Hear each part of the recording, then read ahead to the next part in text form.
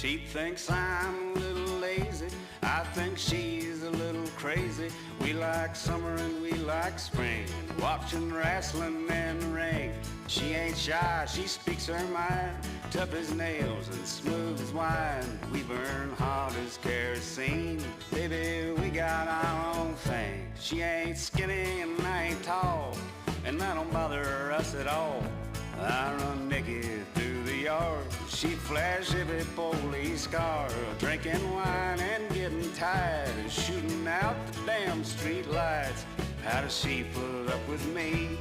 Oh, baby, we got our own thing. We got our own thing. We don't need no rain.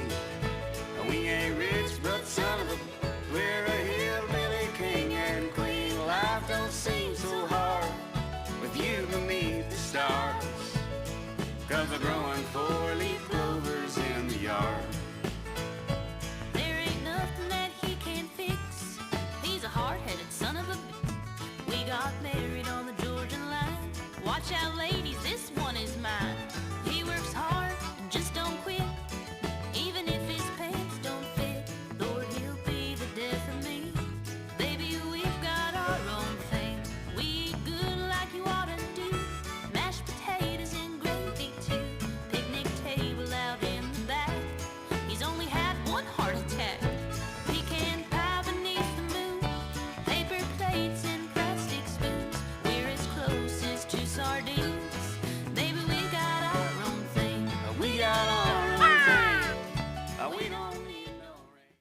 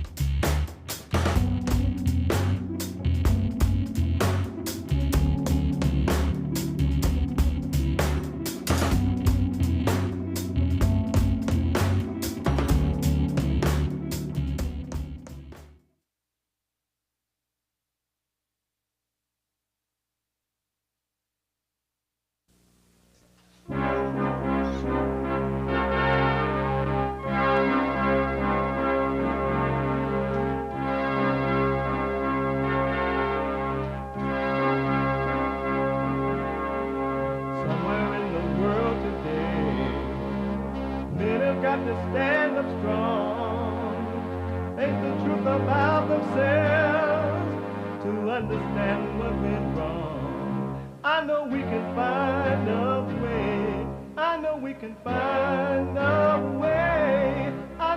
can find a way to stand up, stand up, stand up.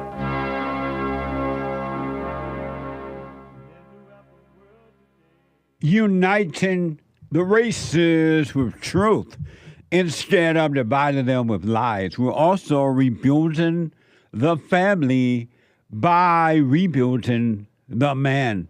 I'm Jesse Lee Peterson. Good morning. Hi, y'all. Welcome to the show. It's Tuesday again. You can get involved. There are a couple lines open if you want to jump in there now.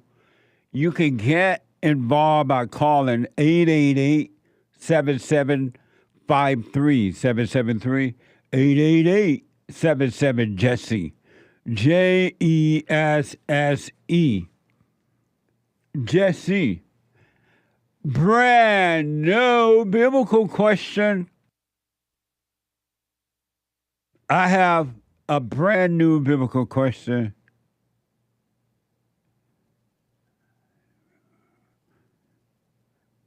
And we're going to get to it in a minute. It's a doozy. It's a doozy.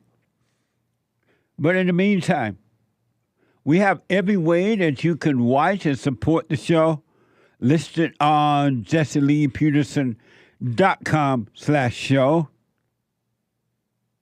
JesseLeePeterson.com/show. And if you're out and about doing whatever you're doing this morning, this evening, this night, wherever you might be, and whatever time zone you're in, and if you're not able to sit and watch the show, you could be listening to it on your iPhone or iPad. Anywhere in the whole wide world, whole round world, by calling the listen line on your iPhone or iPad at 601-615-4131. 605-615-4131.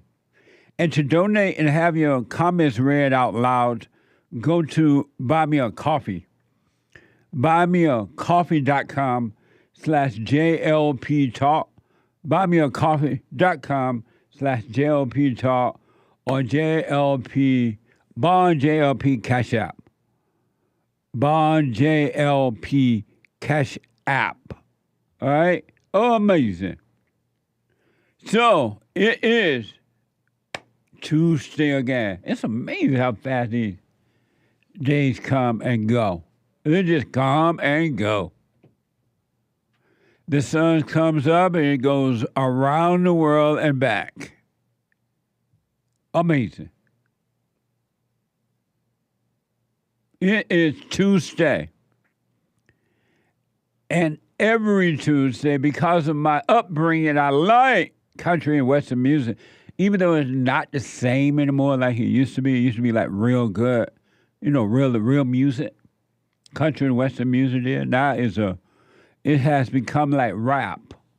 The rap crap. Country and Western is a joke almost. Really. It has no meaning.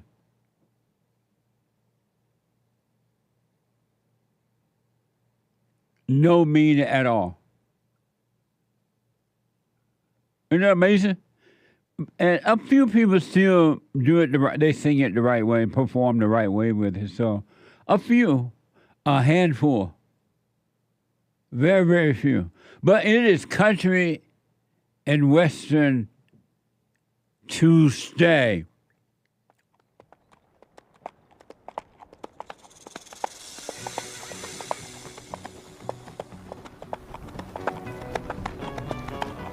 Yeehaw!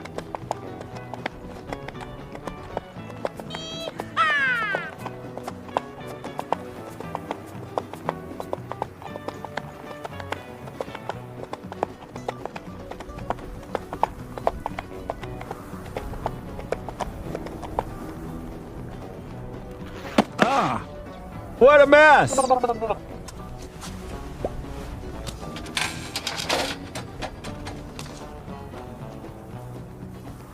Beta! What the? What the? Amazing! Who let the dogs out? Woo. Amazing! Amazing! Country and Western Tuesday. Did we lose that video from the guy from Alaska? We lost that? We don't have that anymore? We're still trying to locate it. I'm sorry? We're still trying to find it. Oh, so it is lost? Yeah. Oh, amazing. Amazing. Anyway, Country and Western Tuesday.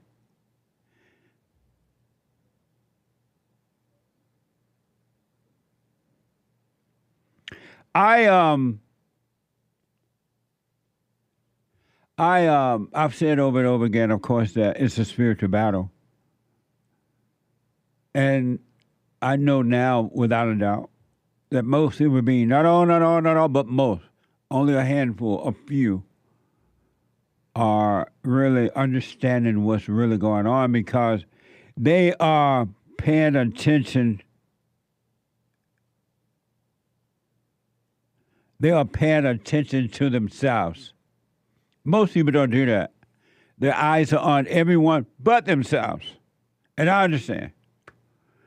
But it's a spiritual battle. It's a warfare between good and evil. Always has been, always will be, always, and forever. Amen.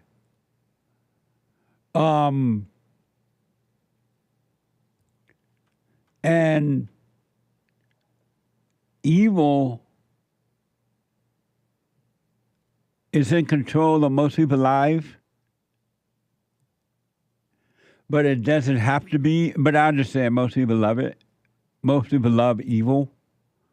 And so it is controlling them, and that's the way they want it. Because if they didn't want it that way, it would not be that way. Evil has no authority. It has no power. It has nothing but temptation. And if you resist temptation, you'll be fine, right? And so I do understand it. What is very interesting to me, and now I understand the driving force behind human nature. I understand it. But there is this fight going on in our country which should not be happening in our country. If they want to have it in Israel and over in Palestine, I understand it because they're neighbors. And neighbors will fight neighbors. But this thing that's happening in America is brand new to most of us that is so open like this, right? This fighting in America against the Jews and the Palestinians. And somebody is behind it, well organized behind it. It's not these little stupid people that are fighting one another, running around the country fighting one another. It's not them. They're being completely controlled and don't realize it. They don't know it. Because they're angry and they can't see. So they're being completely controlled. And so they're running around fighting and don't even know why, don't know each other, have nothing personally against each other, except that they have believed that they do and they really don't. But somebody is controlling these people with money, and because they're already angry and coming from home angry, brainwashing. And they're just going around fighting, and in America chanting death to America. In America. Did you ever imagine that you will hear our enemy on our soil chanting death to America? when you would hear them do it over there in Allahu Abba land, you were like, oh, okay. As long as you guys stay over there with it. I never imagined that one day they would have permission from our government to chant death to America and get away with it. The one thing I know for sure and without a doubt, and for sure and without a doubt, if the so-called white supremacy or the so-called skinheads or whatever they call them, if they were chanting death to America, it would be a different story. They would be locked up so fast it made your head swim. They would not allow, with pleasure, they would lock up the so-called white supremacy if they were chanting death to America on America's soil. Even if they went over to another country and they chanted death to America, they will hunt them down. But you have Allahu Abba people chanting death to America, and they ain't playing on American soil, and they're getting away with it. Nobody being locked up, no one being sent back to their country, nothing being said. Isn't that amazing? Think about that. How did America become so weak? How did this happen? And so these people are going around and they're attacking the Jews, the synagogues, and everywhere, right? And there are some white people who are angry at the Jews because they say the Jews control everything, and they are mad and jealous at the Jews. And it's interesting to see it because these white people are mad and jealous of the Jews. They're joining forth, some of them are joining forth with the Allahu Abba people to fight the Jews. They're joining their enemy to fight the people that they think are their enemy. And their enemies hate them. Allahu Abba people don't like the white people. But because some of the white people hate the Jews, they're joining with the enemy. And it reminds me 100% of the same thing with the blacks toward the whites. The blacks, not all, but most of them believe that the white man owned everything, controlled everything, and is keeping them down. And as a result of that, the blacks join forces with their enemies to fight against people that they think are their enemy, are the white people. The white people are not their enemies, but they think they are. It's the same identical battle, blind fighting the blind. Isn't that amazing? Think about that. It's the same thing, the same accusations and everything, and none of it is true because none of it is true on either side. White people are not controlling the blacks, and the Jews are not controlling the whites. And the only reason you believe that they are controlling you is because you're not in control of your own life. You believe somebody else is controlling you, and you're mad rather than understanding you are not in control of your own life. They're not controlling you. No one else can control you if you were in control of your own life. But it's the same battle. And whomever you hate, you go to join with that group to fight against a group that you blame and hate. And those people you join the group with hate you. And in quiet as they kept, you hate them too. It's the same. If you listen closely, the whites who are blaming the Jews, they have the same words that the blacks have against the whites. They say the same thing. that the blacks say against the whites. It's the same identical thing. It's the dirtiest thing I ever seen, and no one seemed to hear it. Because when you're angry, you cannot hear. Not only can you not see, you cannot hear. That's why you reject the truth, because you're not going to listen to no truth when you love your misery, you love your anger. The truth can come and smack you in the face, you're still going to reject it. You'll be like, what the? But it's the same. Listen to the argument the next time you pay attention. Watch that the blacks are saying the same thing about the whites that the whites are saying about the Jews. And they all feel the same. And the blacks feel the same way about the whites that the whites feel about the Jews, those who hate the Jews or blame the Jews or hate, whatever you want to call it. And the Jews and the Palestinians are fighting each other, same thing. It's just nothing new under the sun. And I never understood, though I kind of understand now, why Jews have ever been Democrats. And I've heard over the years that the Jews are Democrats, not all, but most, because they sympathize with the blacks for being enslaved, and they were enslaved with Hitler, with Hitler. So they sympathize. And yet, the blacks don't like the Jews, and the Jews are afraid of the blacks. They don't like them. What a mess, huh?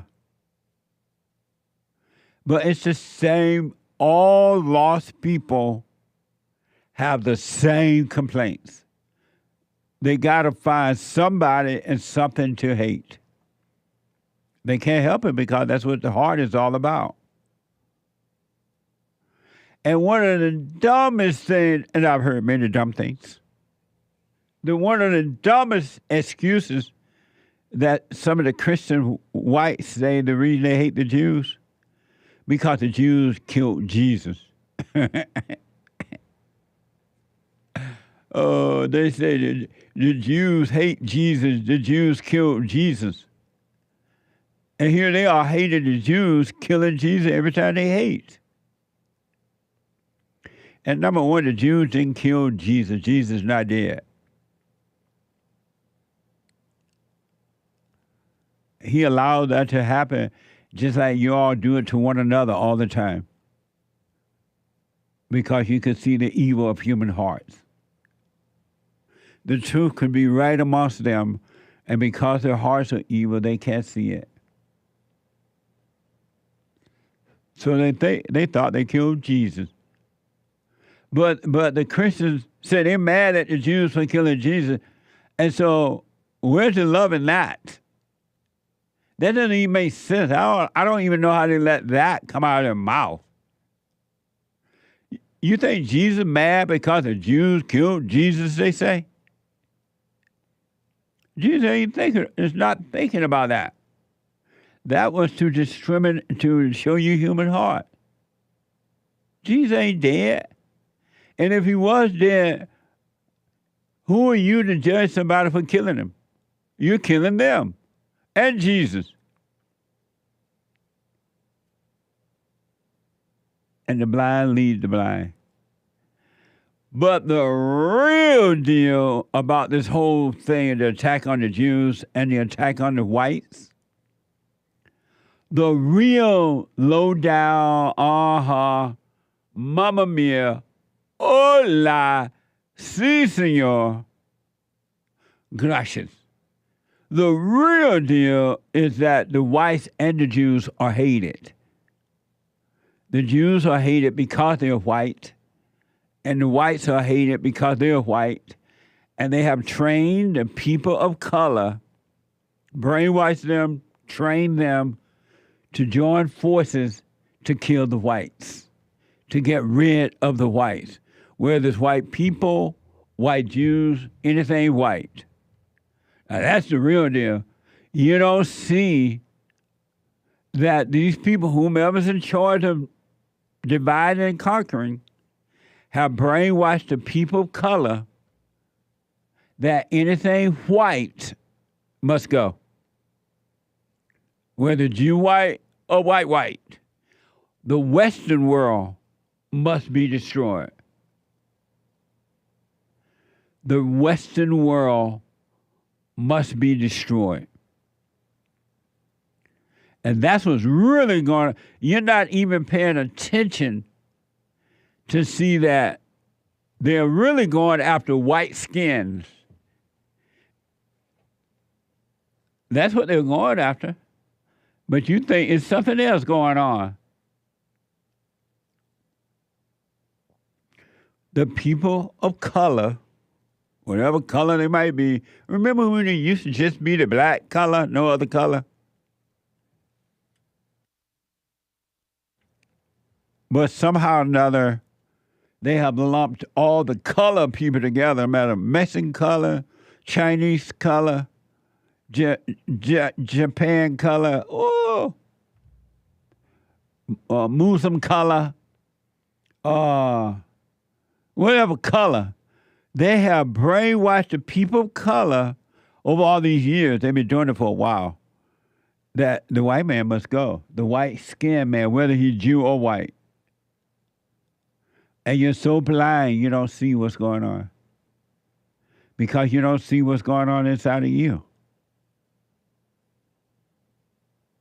And you happily join forces with evil because it feels a good thrill for you to hate somebody, to blame somebody, to get together with somebody and talk about the others, how bad they are.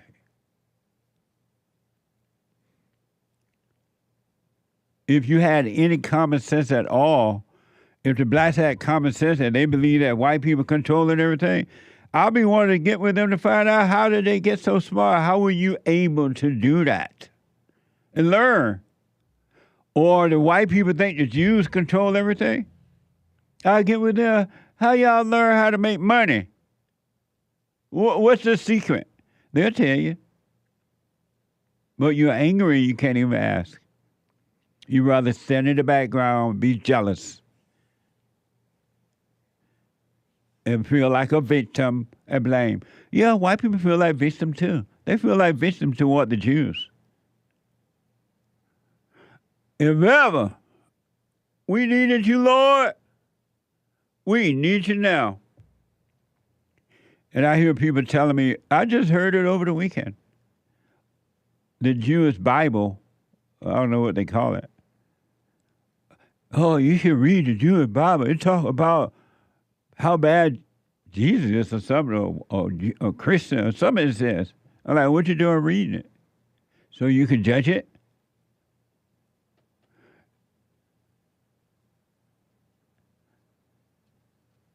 The real deal is white people, Jew white, and white. They hate you. They want you out of the way in your own country, over in Israel and here.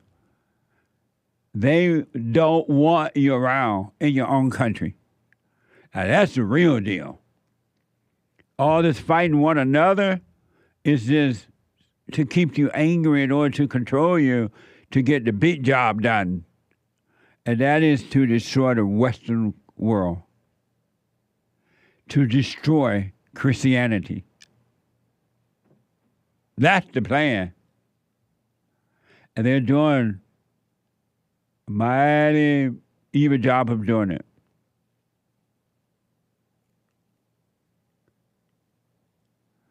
Yesterday, according to KTLA 5, pro-Palestine and pro-Israel demonstrators clashed outside synagogues in Los Angeles. Watch this.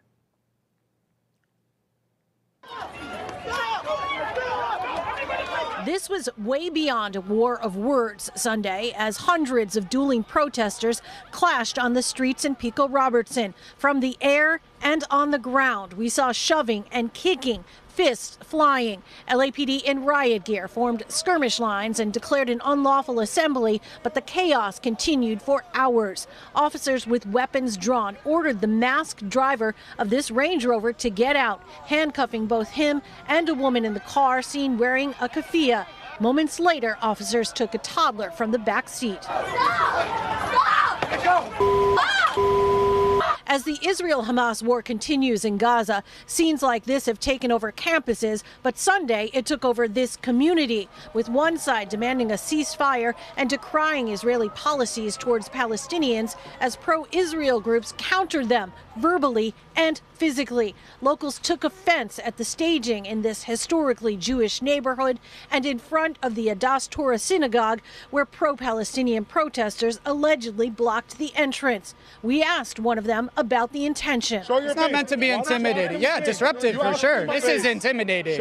We didn't get in anyone's faces. But many here call it anti-Semitic. They've come to our home. They're coming attacking us. They bear spayed my friend who's standing right over here. I had multiple people come and get attacked. Some guy had a broken nose. Some guy had a blooding blood. You know, it's just terrible. The United Jewish Coalition issued a statement saying the Jews of Los Angeles are no longer safe. The events of June 23rd brought to life the darkest nightmare many of us hoped we would never witness on American soil. LAPD says there were no arrests, but we saw people on both sides being detained as emotions boiled over. Amazing. I want you to think, this is right down the road, by the way, at Pico and Robertson. There's a Jewish church down there. And these people, these protesters, quote unquote, decided by some kind of way, let's go and protest at the Jewish church. Why? Who told them to go down on Pico and Robinson and have a fight with the Jews?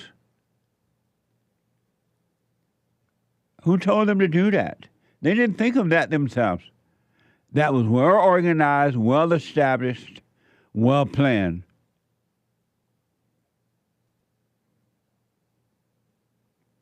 Nice neighborhood down there. The Jews do their thing. They walk around on Saturday because they can't drive. And they do their thing. And these pro-Palestine people, whatever they are, they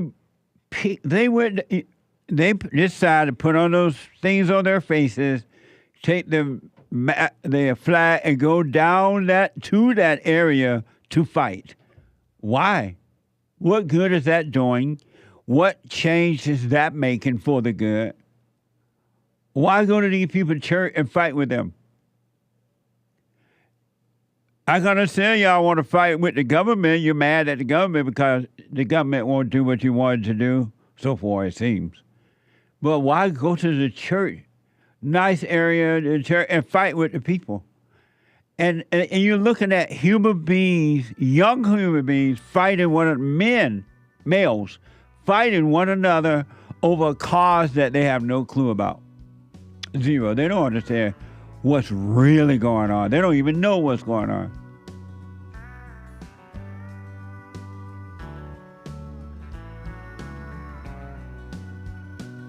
There was no reason for them to be down there fighting.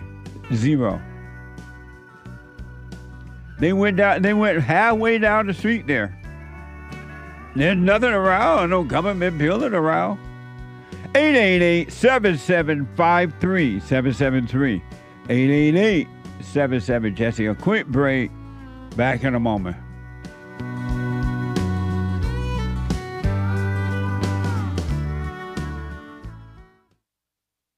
I have books that are amazing. I highly recommend you get them. 7 guaranteed steps to spiritual, family, and financial success guide. Even if you're not starting a business, but you have a job or you're on welfare, it can help you if you do. Be doers of the word, all right? From rage to responsibility. From rage. That's what I write about in the first chapter, especially how I overcame. Scam. How the black leadership exploits black Americans. They are using them, and blacks are too willing to be used. And then my last book, The Antidote, Healing America. from the poison of hate, blame, and victimhood. They are all amazing books, and they are helpful. Go to rebuildingtheman.com if you want an autographed copy, or call 800-411-2663.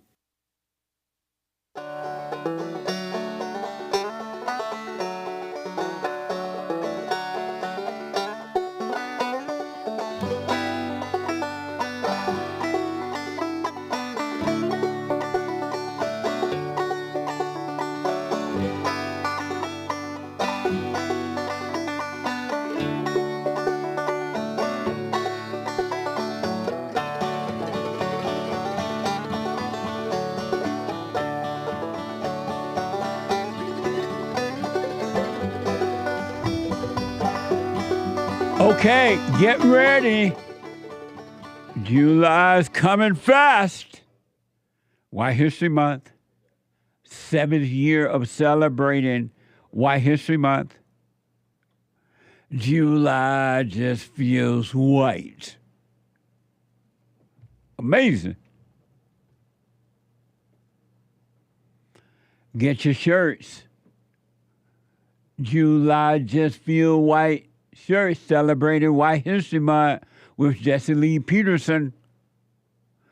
Go to rebuildingtheman.com, rebuildingtheman.com, or julyfeelswhite.com. julyfeelswhite.com. All right? Don't be saying, well, I didn't know. What I have my shirt. They have very nice colors, too. Come on, man. All right? Amazing. Also, support us on social media. Like, follow, ring the bell, subscribe.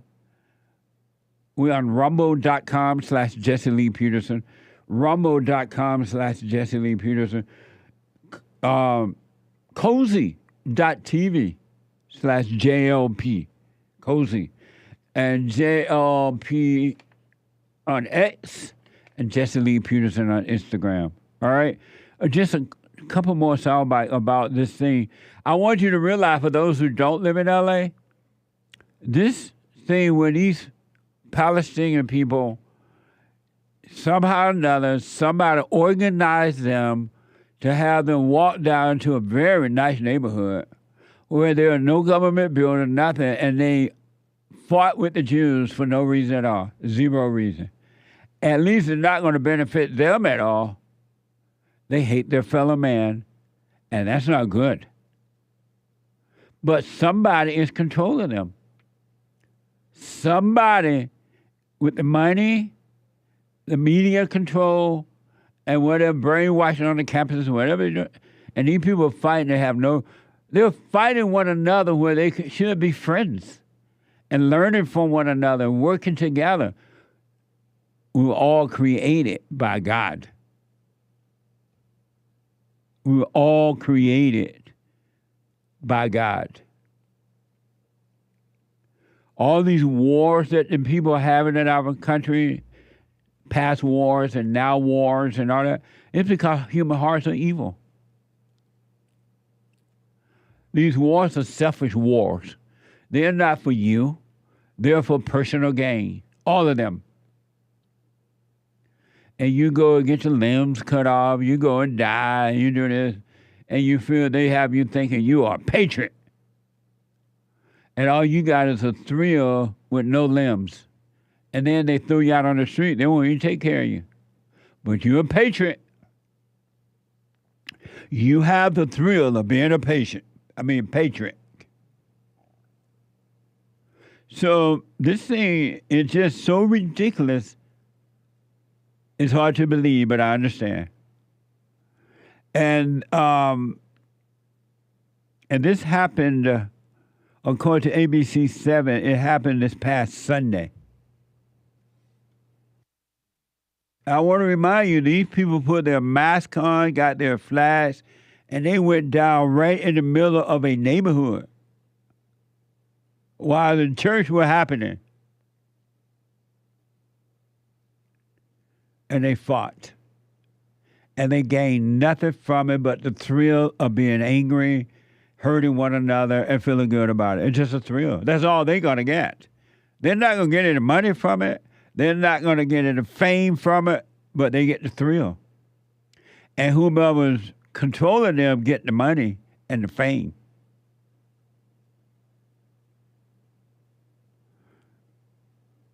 Biden tweeted about the incident. Watch this.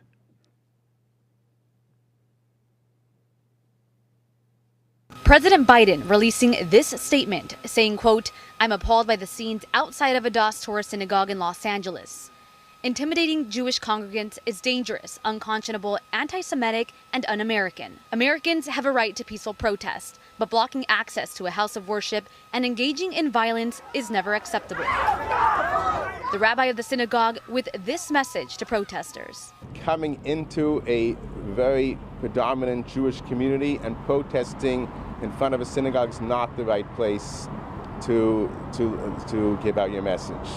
You know, it's different between protesting in the federal building and between coming in here. Clearly feels like a provocation and a violation. Amazing, huh? And then, really, if you in the, I wonder if Biden know where Los Angeles is located. It's in California, Biden. But anyway, if you live near this area or you went down there, well, you see it's just a neighborhood, a Jewish neighborhood. The White House is not there. Congress is not there. And for no reason, they went and protest right in that little, it's where people live. And their businesses are there.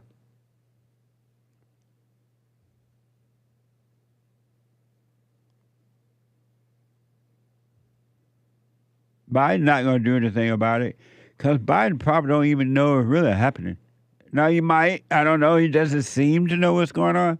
I don't know. I haven't seen the medical record, so I'm not a doctor, and I don't know, but something's wrong. The lights are on, but ain't nobody home. And one more, Karen Bass, Lord. Karen Bass. She's supposed to be the mayor of L.A. Her greatest goal is to house the homeless. Mama want to get a house for the homeless. That's Mama's role.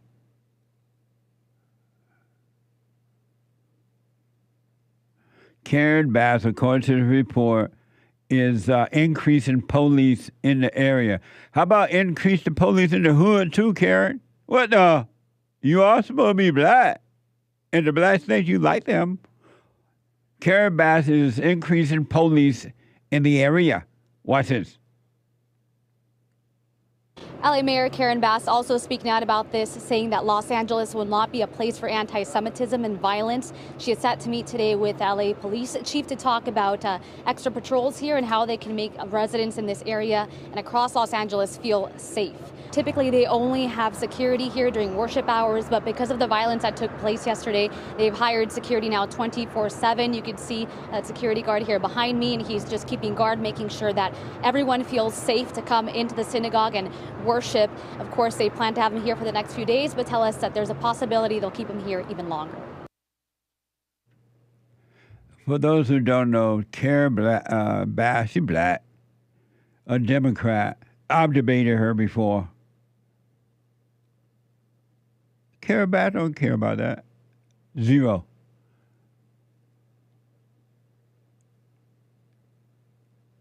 What a mess, huh? Karen Bass thinking about taking our tax dollars and housing, quote unquote, the homeless. And they try to put a fancy name on that by calling it housing the unhousing. The unhoused. What a dumb thing to do, right? What a hell on earth? Hell on earth. 888-775-3773. Let me go out to California and talk to Messiah. Messiah, welcome to the show. You're on the air. Hey, Jesse. Good morning. How you doing? All is well, sir. Thank you for calling. Absolutely. I just had a quick question for you. Okay. So I've been reading, or I've been listening, actually, to your silent prayers. Yes. Both of them. And I just wanted to ask if you thought your way of thinking based off the silent prayers and just in general, if you would consider yourself a stoic. A stoic? Yes, sir. What is that? A stoic I don't know what that is. is. Person, so a stoic is a person who can endure, I guess, like hardship or pain or whatever without showing feelings or complaining about it. No. Where they live? I never heard of where they live. Where the Stoics live? Yeah.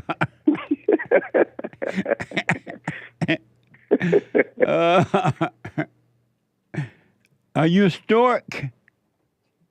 No, I wouldn't consider myself a stoic. But me either. I never even heard of that. Yeah, so it's basically. Are they from the 1800s or something? From my understanding, it's like ancient Greece or like ancient Rome times. Oh. Yeah, it's like basically people who are able to be calm without showing any emotion or feeling. But if you had emotions and feelings, it would be impossible to be calm through difficult things. Right. I'm being told that it is an old philosophy. Yeah. Marcus Aurelius, now popular among young men. No, if you had all that, if you were an emotional person, whether so-called good emotion or bad, you wouldn't be able to hide that. Even if it would still be showing if you had it in you. So no, I'm not a stoic. Okay, for sure. That's all I wanted to ask. And also, Thank you, man. No, thank you. I wanted to thank you for this past Sunday at church and for putting me onto the silent prayers. It really helped.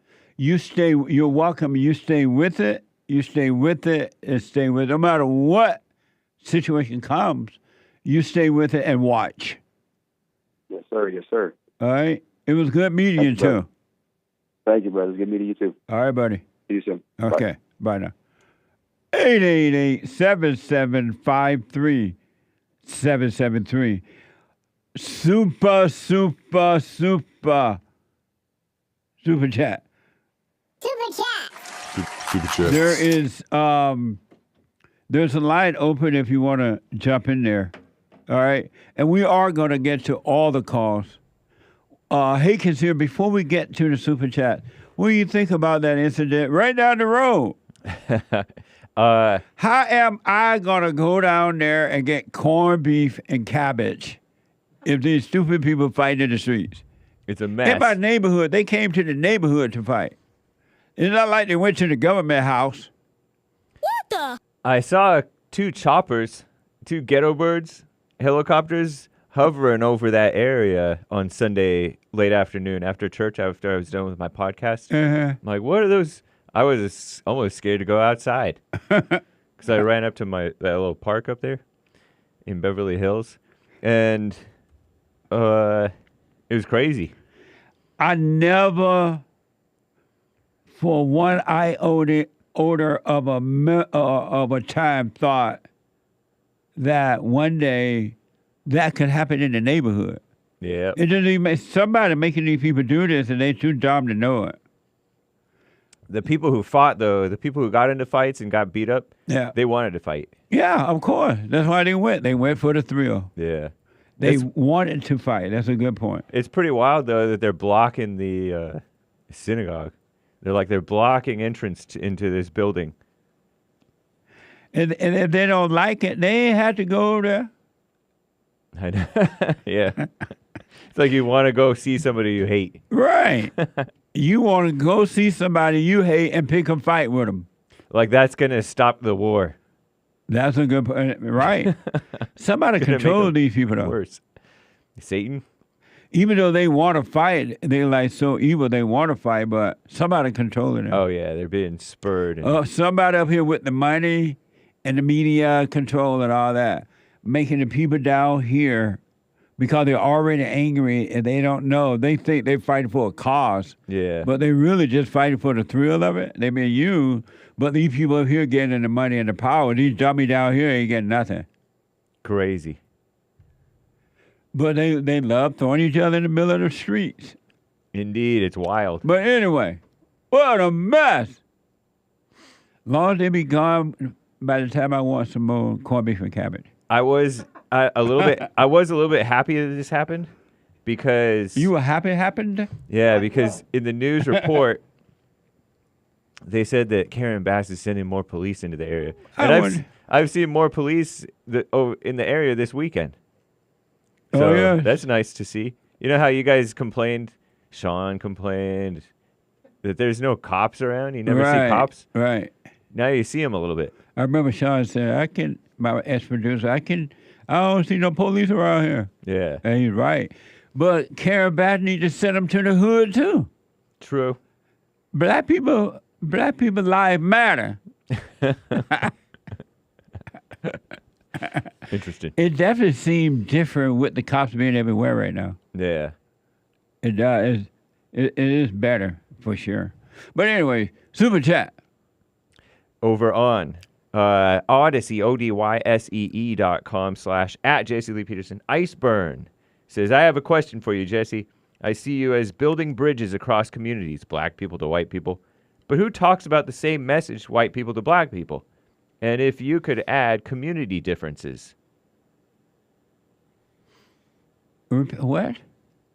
I see you as building bridges across communities, black people to white people. Right. But who talks about the same message, white people to black people? And if you could add community differences. What does that mean? Number one, what does that mean? Who talk about black people to white people?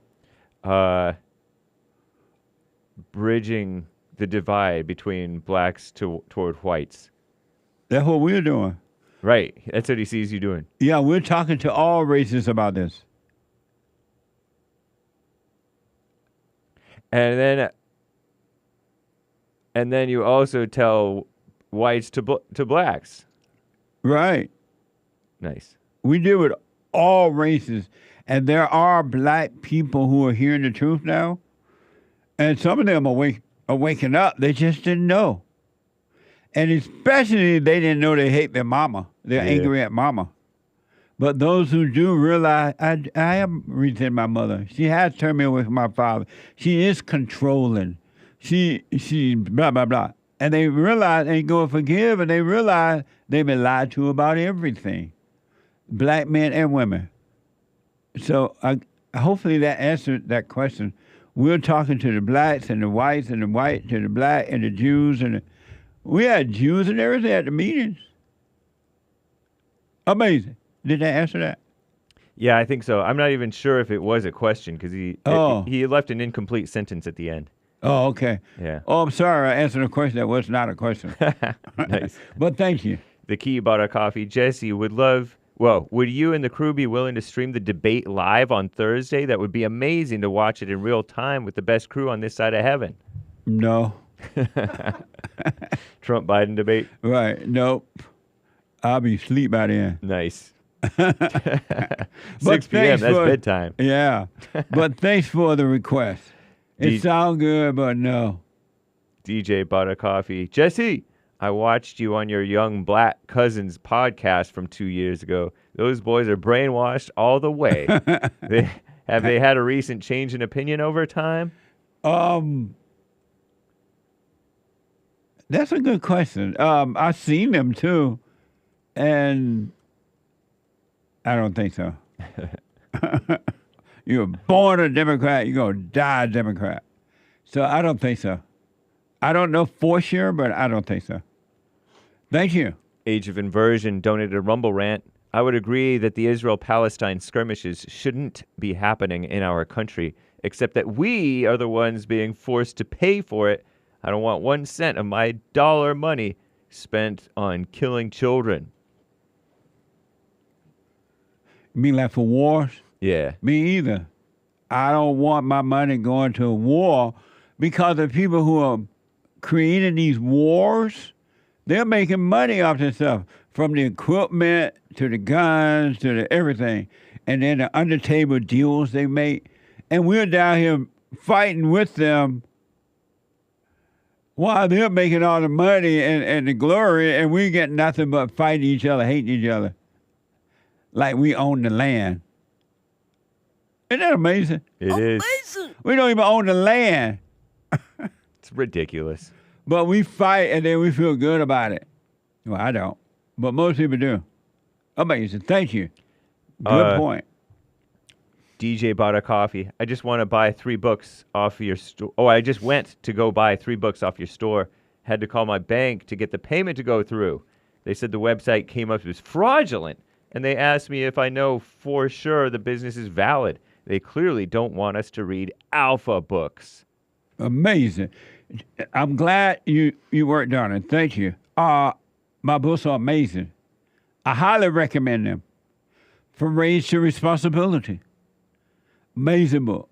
The Antidote. I was so young then. I didn't even know it. I had hair. I was skinny. Getting old ain't pretty. Now with the hair again, you look the same again. No. I got hair and I thought I didn't have hair. And then Scam, how the black leadership exploits black America. And they're still doing it. Nothing has changed. And then the 7 Guaranteed Steps to Spiritual, Family, and Financial Success Guide. A little small pocket guide that we use for our Entrepreneur Academy. And also, if you want to start a business or you already have a job and you want to see how to make your money work and blah, blah, blah. All right? Real simple 7-step. And then the antidote sums it up. See all those pill bottles? You need them no more. The antidote, healing America from the poison of hate, blame, and victimhood. You go to rebuildingtheman.com, rebuildingtheman.com, or call 800-411-BOND, 800-411-2663. So I'm glad the bank was careful with you like that because you got so many crooks out there nowadays, you can't be too careful. So be glad the bank looking out for your money. All right, they did the right thing, so. Amazing. Thank you. Emily Schmidt and bought I a will copy. sign the books, by the way. If you read it on this show, can you tell something? Thank you. You're amazing. He'll love it. I hope you have a blessed day, Jesse. Thank you, Emily. Thank you, Emily. You too. Let me take a quick break. 2 more hours to go. Back in a moment. The hate news, not the fake news. The hate news. How the spirit of anger was taken away from me 29 years ago. I forgave my mother who tried to turn me away from my father, and I returned to my father, and through him, my father on earth, and through him, I was able to return to God. No man or woman can return to God unless you go through the Son. And men are sons of God. There may be weak, pathetic examples of it, but it's the spiritual order of life. God in Christ, Christ in man, man over woman, and woman over children. So get from race to responsibility. I write about that. Go to my website, rebuildingtheman.com for an autographed copy, or call 800-411-BOND. And donate to my nonprofit, Bond, the Brotherhood Organization of a New Destiny.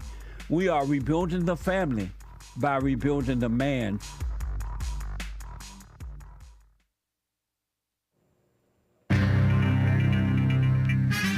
A whole lot of mess going on in the world. This is the end of our one of the JLP Peterson Show. It is Country and Western Tuesday, June 25th, AD 2024. Stay tuned for Hour 2. JLP will be right back to your calls. Hang tight, callers. And there is one line open. You can call in right now. During Hake News, not fake news, 1-888-775-3773, 888-77-JESSE, Jesse. And he will be right back during Hake News for hour 2. Hang tight. Country and Western Tuesday. A mess going on. Severe weather. Minnesota dam is getting overrun as millions of Americans swelter under record-breaking temperatures. Hot. Major flooding from heavy rains in the Midwest has strained a Minnesota dam to the brink of collapse. The Rapidan Dam, R-A-P-I-D-A-N Dam, Rapidan Dam, located about 70 miles southwest of Minneapolis, is in imminent failure condition. The Blue Earth County government, Blue Earth County down southern Minnesota, said that. In a Monday evening update, the county said there are currently no plans for mass evacuation in Blue Earth County, while emergency crews actively monitor the situation. We'll see what happens. Severe flooding already wreaked havoc across the Midwest over the weekend, killing at least one person, according to CNN, Common Nonsense, in South Dakota, and prompting rescue efforts in multiple states. The so-called Supreme Court, excitement about the Supreme Court happening this summer, early summer. They're poised to announce blockbuster decisions this week on abortion, guns, and our greatest president, Donald Trump's claims of absolute immunity. Trump has argued that without immunity, presidents would be hamstrung in office, unable to do anything, always fearful of being second-guessed by a zealous prosecutor after leaving the White House. The immunity case appears likely to come up down when whether Trump's actions after the 2020 election were official, that is, steps that he was taking as president, or whether they were private, which would not likely receive immunity. The High Court on Monday, high on pot, also agreed to hear Biden administration's challenge to a transgender care ban, delving into the complicated issue of whether states can ban hormone therapy or puberty blockers for minors. How's that complicated? I don't know. Julian Assange of WikiLeaks getting a sweet deal. WikiLeaks founder Julian Assange has agreed to plead guilty to a felony charge related to his alleged role in one of the largest U.S. government breaches of classified material as part of a deal with the Injustice Department, the DOJ, that will allow him to avoid prison time in the United States. Federal officials pursued Julian Assange after his whistleblowing website WikiLeaks published nearly 500,000 secret military documents relating to U.S. wars in Iraq and Afghanistan. The 52-year-old Australian Julian Assange has spent the past 5 years in a high-security UK prison, United Kingdom prison. Wow. Nearly 7 years before that, he was holed up at the Ecuadorian embassy in London in hiding. The new plea deal allows Julian Assange to return to Australia as a free man. Nice. But not until he has made a court appearance in a remote U.S. territory in the Pacific. What a mess, huh? And trash balloons drama. This is sort of amusing to me still. North Korea sent another wave of balloons purportedly filled with waste and trash into South Korea overnight, reigniting a tit-for-tat exchange as tensions on the Korean peninsula continue to heighten. More than 1,000 such balloons from North Korea have made it into the South Korean territory since May, per a CNN tally. North Korean leader Kim Jong-un has said the balloons were a responsive act to the South's years-long practice of flying leaflets that contain materials critical of his regime, anti-North Korea propaganda. The latest balloon salvo comes as inter-Korean diplomacy remains at an impasse. Russian President Vladimir Putin signed a defense agreement with North Korea, you may recall, last week, as talks on its denuclearization efforts have stalled, and Kim has vowed to expand his country's nuclear arsenal. I'm James Hake. Now back to the JLP Peterson Show, Hour 2.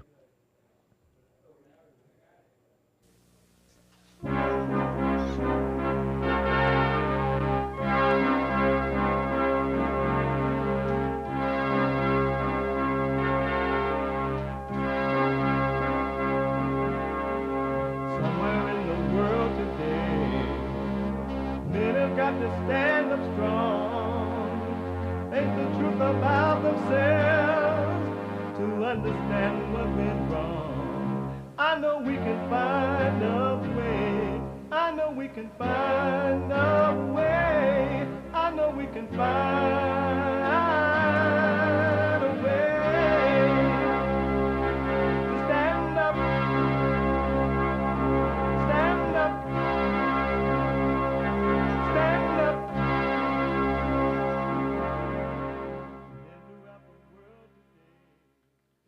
uniting the races with truth instead of dividing them with lies. We're also rebuilding the family by rebuilding the man. I'm Jesse Lee Peterson.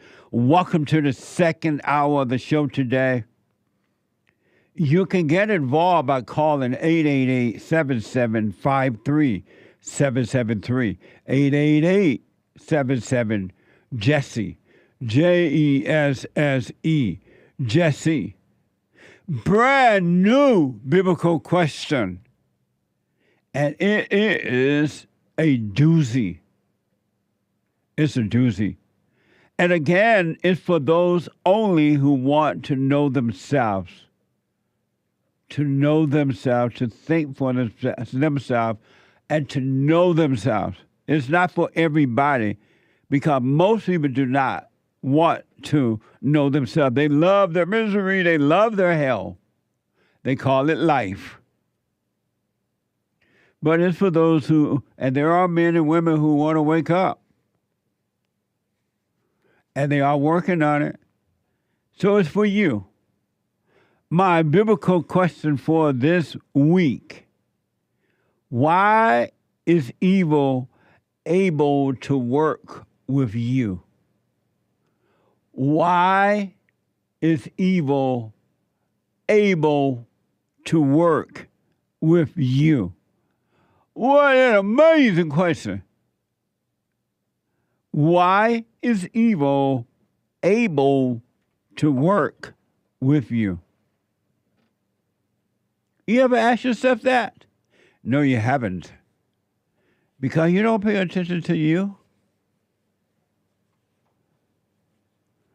When we have church fellowship on Sundays, I always ask, do you have any questions? Did you have a week this week? I'm waiting to hear what people have realized about themselves that week, because the devil is busy. They don't have anything. Did you have a life this week?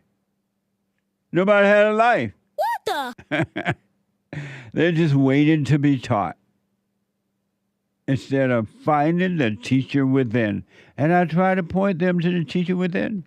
And then when we get together, we share, we fellowship. We edify one another, right? Amazing. You can, if you're busy, you can listen to the show live on your iPhone or iPad by calling the listen line on TalkStream Live at 601-615-4131. 605-615-4131. 605-515-4131. And to donate and have your comments read out loud, go to Buy Me a Coffee. We got to finish up on the super test too. Go donate and buy me a coffee at buymeacoffee.com/JLP Talk. Buymeacoffee.com/JLP Talk. A Bond JLP Cash App. Bond JLP Cash App. Did I do this country western song yet? I did it already? I haven't. Oh, it's Tuesday. It is, and always on Tuesday, Country and Western Tuesday.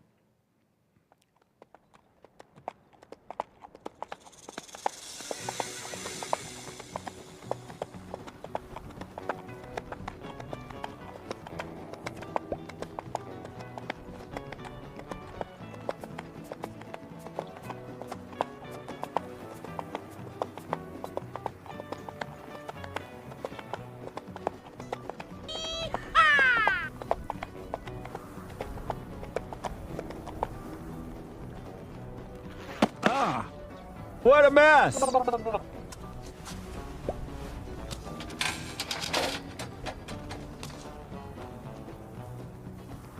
Beta!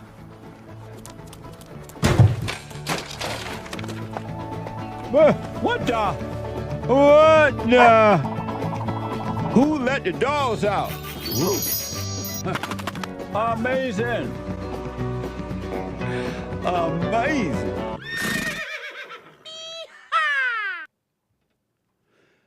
Amazing. 888-775-3773. 888-77 Jesse.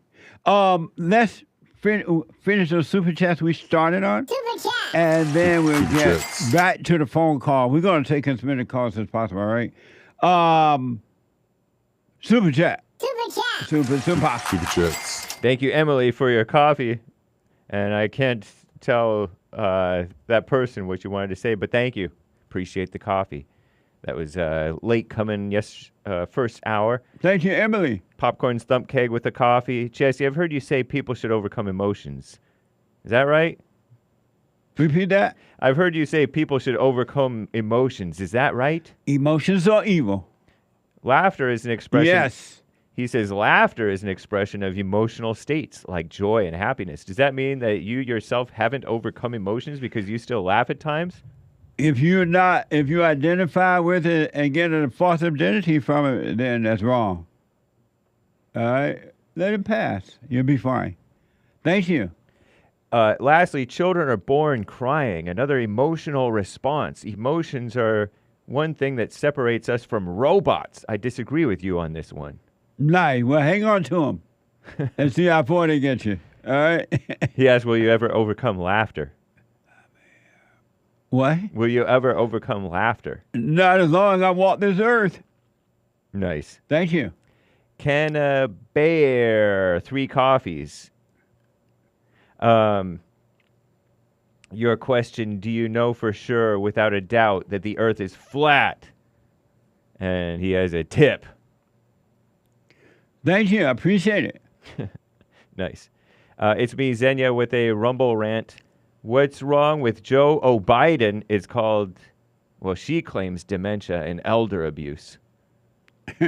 I disavow. What's elder abuse? Elder abuse is when you abuse your elders. Like right now, they're abusing Joe Biden. According to her. Amazing. Thank you. I don't know. I haven't seen his medical record. I haven't heard him say that it's true or not, that he out of it.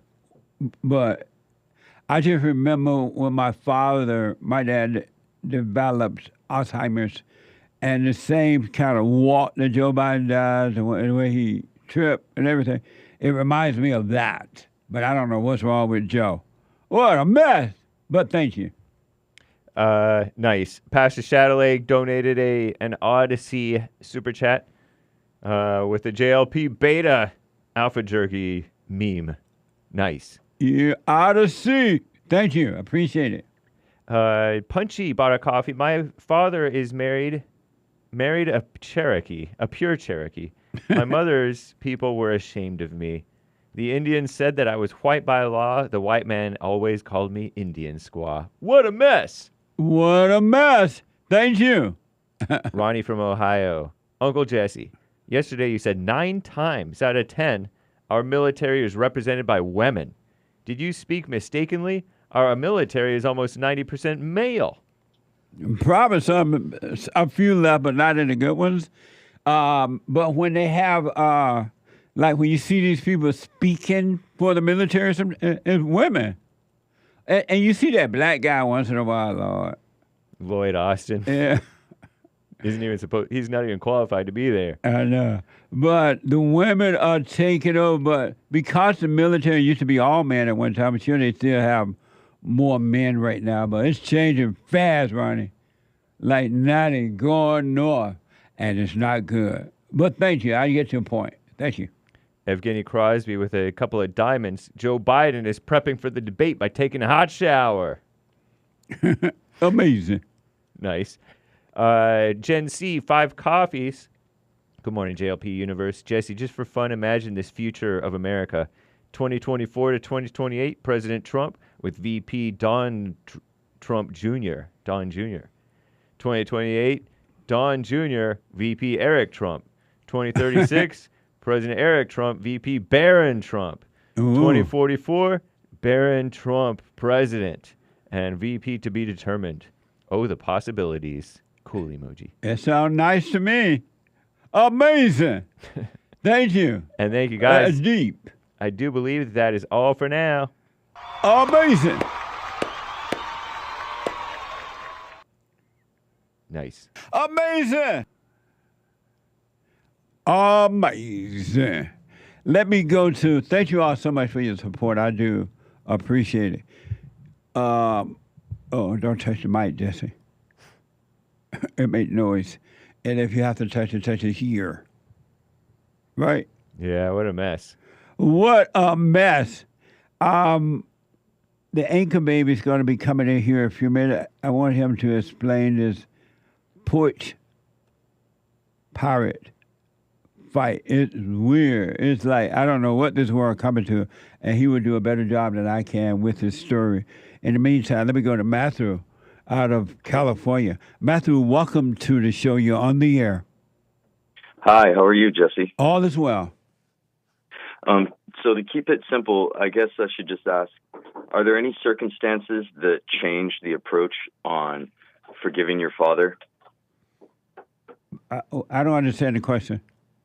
Well, like growing up, my dad was like always blacked out drunk, and he was extremely abusive. And the only time he would be nice to me is when he would be, you know, halfway done with he would drink a gallon of Jack like every night.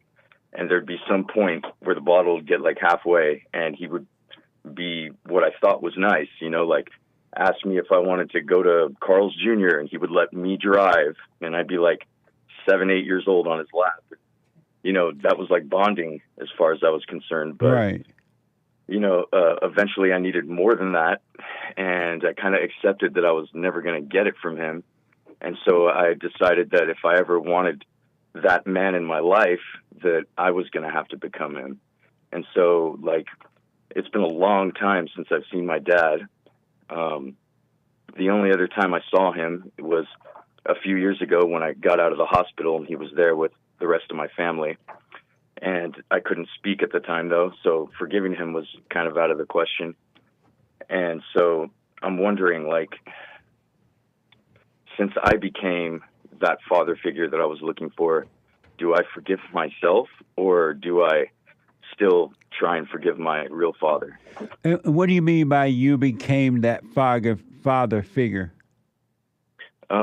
You know, like I was always looking for a certain relationship with my dad, and I was always right. Looking for I understand that example. part, but what do you mean by you became that father figure? I guess the lessons. It seemed like when I was growing up, I knew there were certain things that I looked at other kids learning from their dads, and I found opportunities for me to teach myself those things. But I would always hold back on it because I wanted my dad to be the one that showed me. You know, like nowadays, most people, they learn things off YouTube, but I'd rather learn things from the people like right there in my life, you know, and in that same way. What do you mean by you became the father figure, though? I started teaching myself and emulating in myself and trying to create in myself the things that I always looked for in my dad. But you can't be the father, your own father figure. Right. So it's like, it seemed like the smartest thing to do growing up, but did I like mess myself up in a way doing that? Yes. I know it. There's so much in my life like that. Like I've been on my own since 12. So it's like, I understand. You know, and I lived with 17 different families from 12 to 17 until I started. How old are you now? My own place. I'm 35. Why don't you just drop the anger so you can see, and seeing the father will take over for you? And don't I need to forgive my mother and father in order to drop the anger? Right. And why don't you do that? Okay. Why have you done that already? I feel like I have, and I hear you sometimes, you know, talking about how people do it multiple times and stuff, and, you know, why do they do that? And so I just haven't tried again. So you went to both your mother and your father and forgave them? Yeah. Oh, okay. And what did your mother say when you went to her? She didn't totally understand. I could tell she was a little offended, but after that, like, the conversations just became really a lot better with me and her, even though she hasn't openly like accepted that, or acknowledged that she agrees with it. And you realize you don't need her to do that either, right? Yeah, exactly. I know that. Thank God. And are you dealing with her like a grown-up now, or like you're her boy still? Grown up. Oh, good. Like it's a lot. Before I used to be worried about what guy she was with, or whether or not she was happy or lonely, and now I just accept that she's her own person and she makes her own decisions, and so that's up for her. Right on. And you did go and forgive your father as well? Yeah, I did. How did that go? That was what was difficult, because when I talked to him about anything about my childhood, like, because he broke my arm when I was 4, he broke my nose and my collarbone when I was 8, and he broke my nose again when I was 11 before he left. And like, he was blacked out for all of it. So he literally like does not remember any of the things that, call for forgiveness, or, it's hard. So like, I just tried to not be specific in why it was that I was forgiving him, as, any further than, for not protecting me against my mother turning me away from him. And are you doing the silent prayer? Yes, I am. And so your question for me is what then? Is so like I said, I've heard you talk to people about, or I guess my question is, it's changed to, do you think that my forgiving my mother and father was good enough? Yes. And I don't need to do it. Okay, cool. You don't need to go back again. And what I would highly recommend you do now is to just make sure you practice being present instead of lost in your head thinking about the past or the future, which doesn't exist. It's just an illusion. So let those thoughts pass and just live in the present. Be aware, be aware, be aware, be aware. Stay present, be aware. And you will see that your whole life will come to order. It will change. Okay. You will have a clear and renewed mind. You will have perfect peace at heart. You'll be fine. It will take place on its own. You can't make it change, but it will change if you practice being present. Right. And sometimes I feel like I am. And then like this morning, I'm waiting for my wife to wake up, and my cat is playing with my cell phone charger cord, and I'm trying to listen to you, and I'm getting angry at the cat and like trying to angrily pull the cord away from my cat. And I'm like, dang, it's still there. Like, yeah. Well, when that comes like that, when you feel that, just notice it, realize that it's not you. Don't call the spirit of anger you anymore. Stop identifying with it, because it is not you. It has never been you.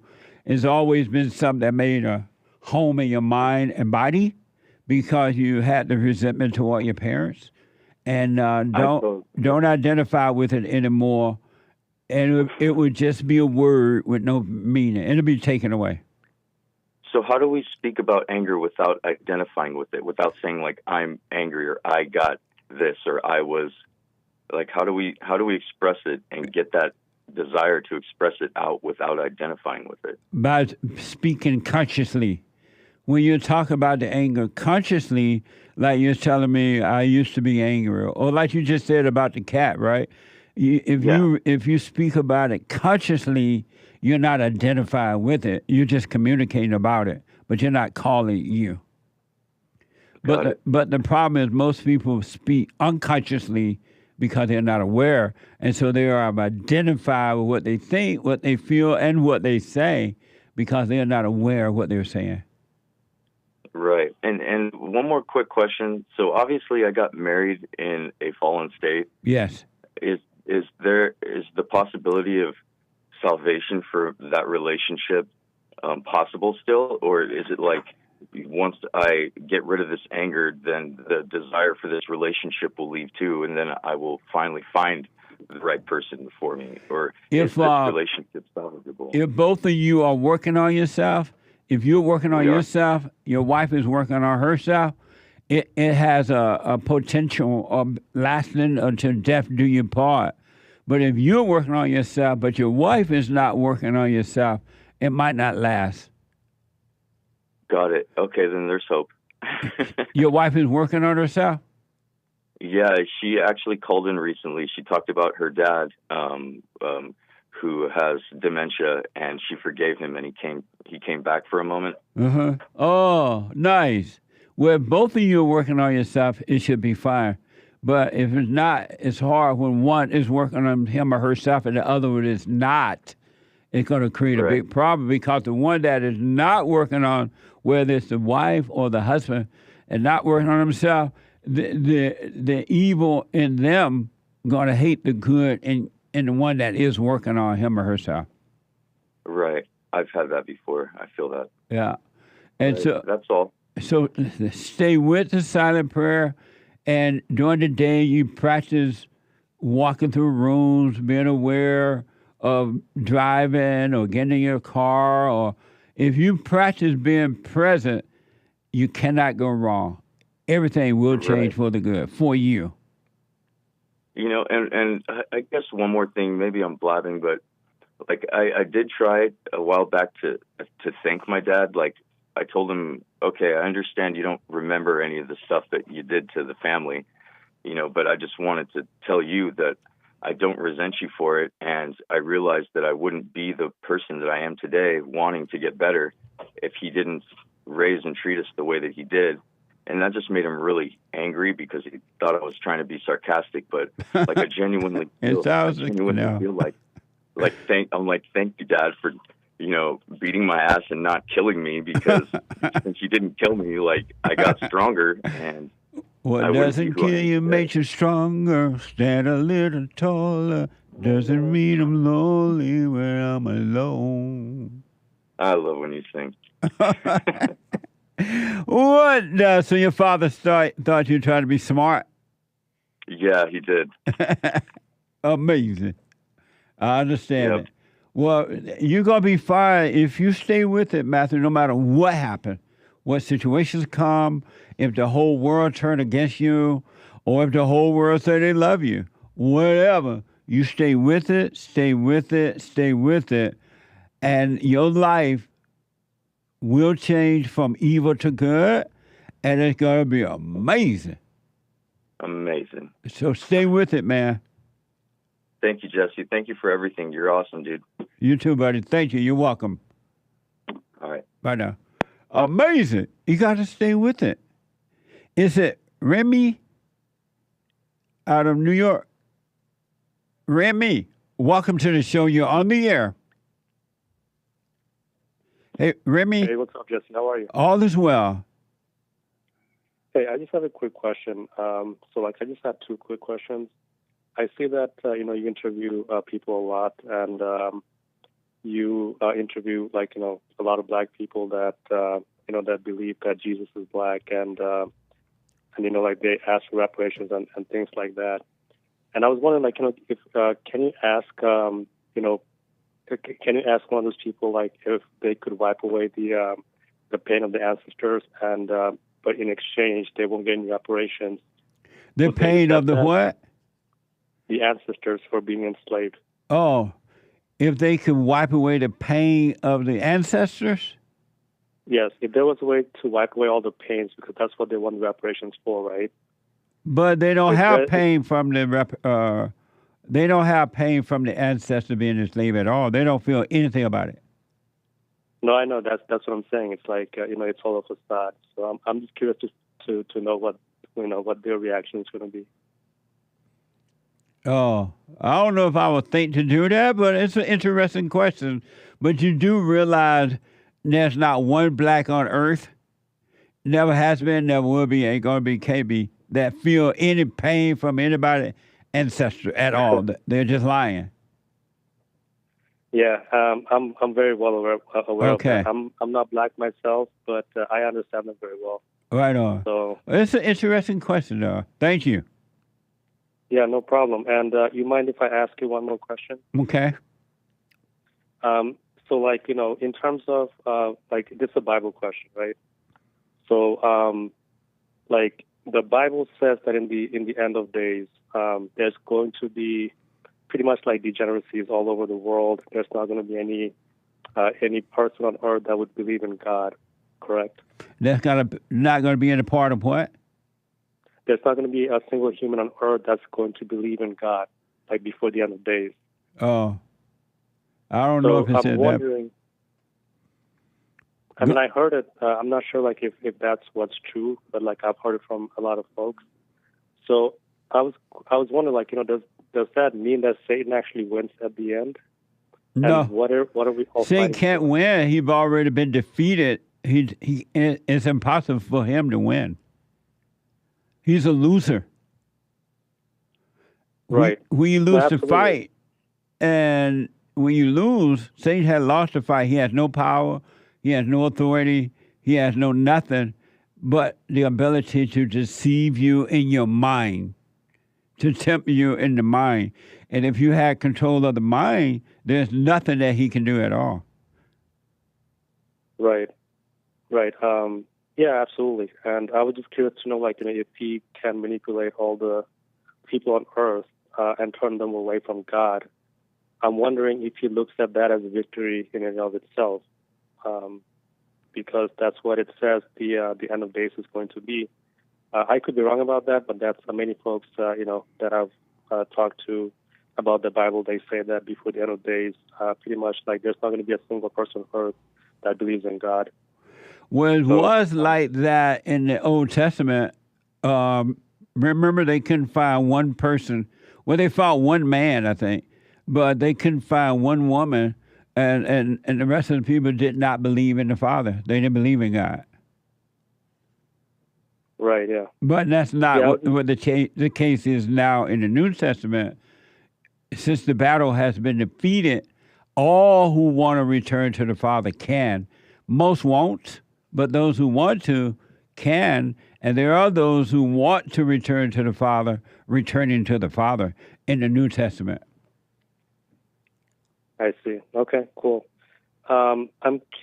Just one last thing. I'm curious. Do you think that you can grant entry into the gates of heaven if you're not Christian? You think you can do what now?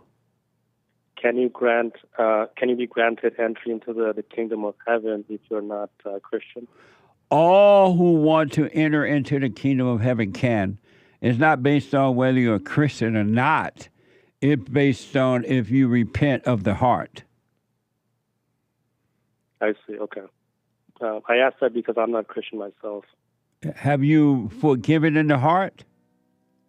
Absolutely. And this is one of the reasons why I watch you, because like when I heard you say things, it's almost like I've always, like, I understood it right away, like exactly what you meant as soon as I've heard it. Yeah. And it's weird because like I have like literally zero hatred in my heart. Can you hold 1 minute? Let me take a quick break, all right?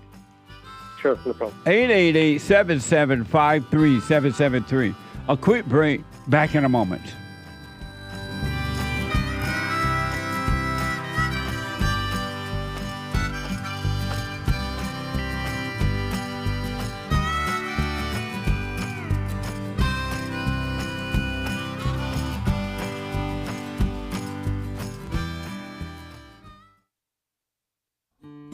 We have a counseling service, and I have to admit, thanks to God, it is the best counseling service on this side of heaven.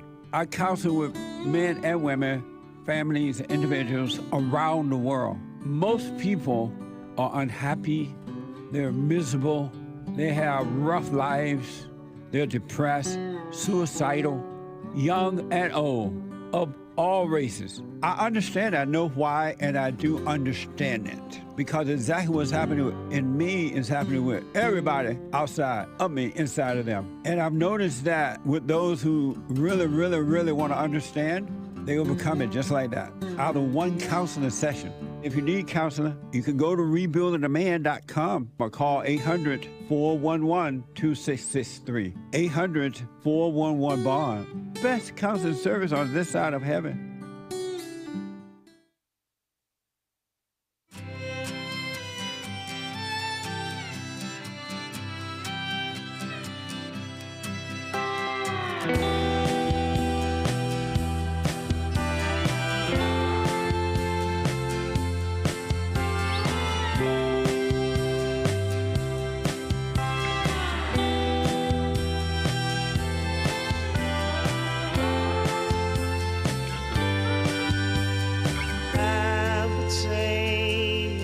Had it been better, back again, my familiar stand. Nothing more than a thought to relate to. For personal shout-outs, go to Cameo, cameo.com/Jesse Lee Peterson for personal shout-out. Birthdays, weddings, anniversary, congratulations, whatever the shout-out is. And I will do them for you. All right?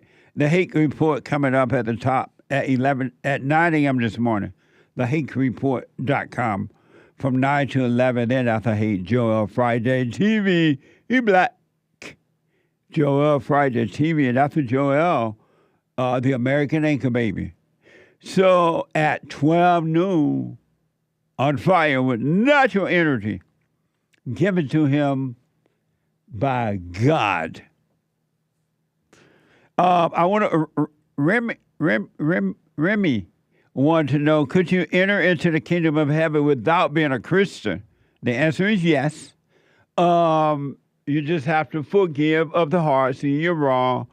And Remy, thank you for holding. Go ahead. Yeah.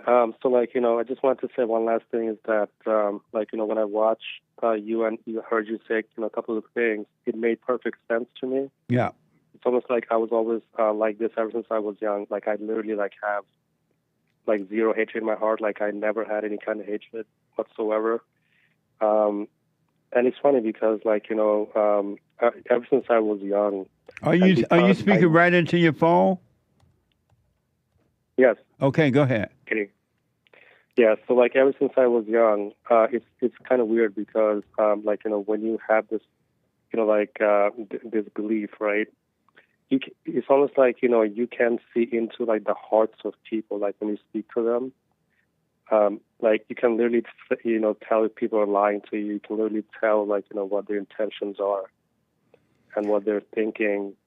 It's like a very kind of a weird kind of superpower when you see the world from the lens that you talk about. So I've noticed over the years of counseling with people, meeting people on the streets, men and women at the fellowships, it seemed to be in every family. There's one or maybe two. Sometimes I see two. Right. Of the children who just been set apart for whatever reason. They're in the family, they have the same blood, but they're just not. They tend to be set apart. They see what's going on. They don't quite know how to explain it, but they don't really fit with the family, and it tend to be those like that who tend to wake up as they get older. They tend to wake up in the family. And I felt that I was one of those people that it's almost like when I'm walking around and when I'm interacting with people, it's almost like I'm the only person that is like this, and everybody else is living in a different world almost. Amazing. And it's like when I look at them, it's like I can tell who is, who's trying to be manipulative. It's almost like I don't even have to try. It's almost like something tells me, watch out for this person. Just by hearing him speak the first word, I can really tell where his heart lies. Well, I don't think people realize that until they come to this, that the God, the Father, will take care of you too. He allow you to see what's going on, but if you have anger, you clearly cannot see not only what's going on with yourself, you're not going to see what's going on with others. It just doesn't work. Remy, thank you for your call. I appreciate it. Amazing call. Sure, thank you. Call me again, buddy. All right, no problem. Thanks. Have a good one. All right. I want to real fast before I go back to the phone. The Anchor Baby's here, the host of the American Anchor Baby Show, right? Yes. At 12 noon Pacific time, Monday through Friday, Monday through Thursday, and then on Fridays, 4 p.m. 4 p.m. Thank you. Explain the story that we're about to see. You've heard it said that it's a dog-eat-dog world. That's for sure. You know what I'm saying? Yeah. And it's turning like that even more. It's like Mad Max. You ever seen that movie? Yeah. A long time ago. Yeah, okay. Yeah. Mel Gibson, Mad Max, the streets outside your home. And so this is in Pennsylvania, Reading, Pennsylvania. And we got another porch pirate story, basically. But this is like crazy because we'll play the video. The details on how this could even happen, this speculation on this, is a little interesting. So we played a porch pirate story for you last week out of Ohio, where the delivery man, he walked up on the porch, he set the package down, and he rang the doorbell. And as soon as he rang the doorbell, some guy ran up on the porch and took the package while the driver was still standing there. And the person came out of the home, and they're like, what's going on? He's like, somebody took your package. They just took it. And well, they topped even that. This one is out of Pennsylvania, from ABC, Pennsylvania porch pirate fight over same package in doorbell camera video. Watch this. Next tonight, a scary incident in a neighborhood outside Reading, Pennsylvania. Two apparent porch pirates appearing to nearly come to blows while trying to steal the very same package that a FedEx driver had just dropped off. Both men sprinting towards the package you see right there. One picks up a flower pot and begins to chase the other.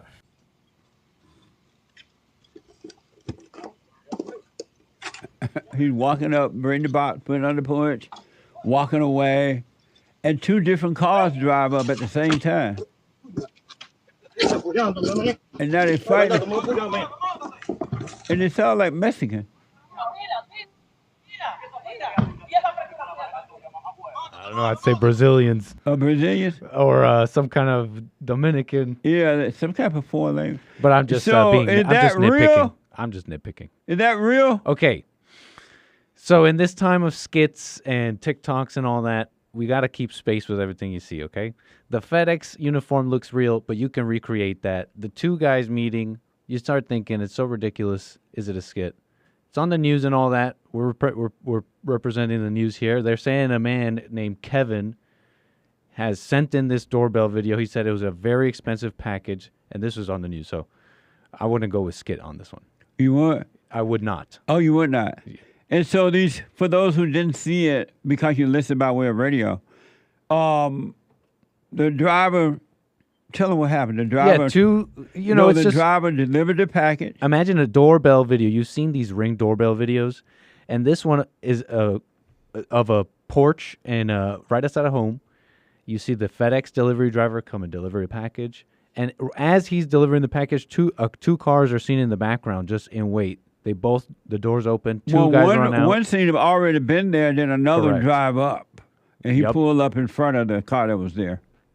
Doors open, mad dash to the package. They fight over it. One of them has a weapon, fends the other one off, and they run back and get in their cars and abscond. It's totally a wild scene. Here's the crazy detail. Is how did two people come upon this? Is it by chance, or Is it somewhere upstream? Are these criminals finding a way to find where the expensive packages are arriving, and they're zeroing, because it's in a very expensive package, you got to wonder, how did two come to the same one? Right. Is there somewhere up the line at the warehouse in the online section that they're finding out how to get there? You see what I'm saying? Well, I've been seeing in the local news lately, especially, where these criminals are now putting cameras in the front yard of these homes, and they hide it with grass and stuff like that, but it's pointing toward the home. And they are monitoring the person's home to see their routine going and coming and stuff like that. So I don't know, but maybe they're using cameras like that to see when the driver come with a package. Right, same idea. That's what I'm thinking too. Somewhere upstream, somewhere there. Isn't that amazing? And so now that this is happening more often than norm, are they going to stop delivering packages like that and leave them at people's front door? It's an interesting question you bring up, because if you think about it, COVID hit, there seems to be a new way of living that they want us to do. You want us at home, studying at home, order your packages and groceries, order the Ubers. Right. And they almost built this perfect utopia. It's great. You're gonna not own anything. You're gonna love it. You're gonna order everything. But then the black criminals seem to be ruining that. Will they have their utopia? It's a good question you bring up. So what they're going to... But this is not Ozzy. This is not Ozzy and Harris Day anymore.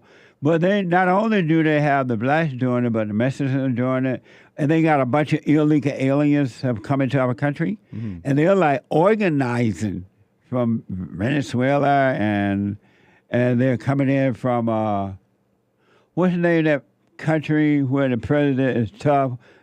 Salvador. He should be over here. I don't know what he's doing over there when we need him over here. El Salvador. Yeah. A lot of those criminals are here from El Salvador, but they're organizing and they're doing stuff like this. That's what. So they're kind of beating out the black, because the black ain't gonna organize. Yeah, this says high-level planning there. Seems to be targeting the expensive packages. Wondering how they're getting that info. So either you have to stop having home deliveries now, or lose your package. How do they know what's in the package? They don't even know if they want what's in the package. That's the question here, right? Yeah. That's the question. They seem to be finding out that information. Yeah. What a mess. Yeah. That's a funny story. And I would laugh if it wasn't so. Although I did laugh a bunch already. I'm being told that they follow delivery trucks in rich neighborhoods. That could be happening too. I don't know. I have not heard about that part or seen it, but it could be possible. Competing bands of thieves, of bandits. I want to real fast show this one more time, since you know what it's about. And so you're going to see, as Nick just said, the delivery driver goes up on the porch, drop the patches off, put the information in his computer, and walk away. And at the same time, you're going to see a car that seems to be already there or just pulled up, and another car going to pull up in front of that car. And both of you guys are going to jump out of these cars. They're going to run over to the porch, and they're going to fight over the package. One guy appeared to have a knife or something in his hand. Other guy, as they said in the report, pick up a flower pot, and they're trying to fight over the packet, and they speak in a language I don't understand. Habla no español. Watch this. Next tonight, a scary incident in a neighborhood outside Reading, Pennsylvania. Two apparent porch pirates appearing to nearly come to blows while trying to steal the very same package that a FedEx driver had just dropped off. Both men sprinting towards the package you see right there. One picks up a flower pot and begins to chase the other.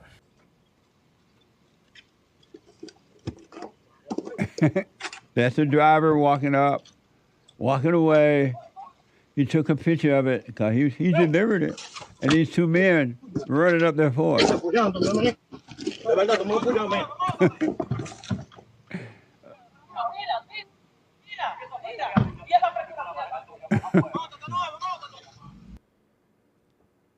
I wonder if they're like, maybe they're part of the same group of thugs.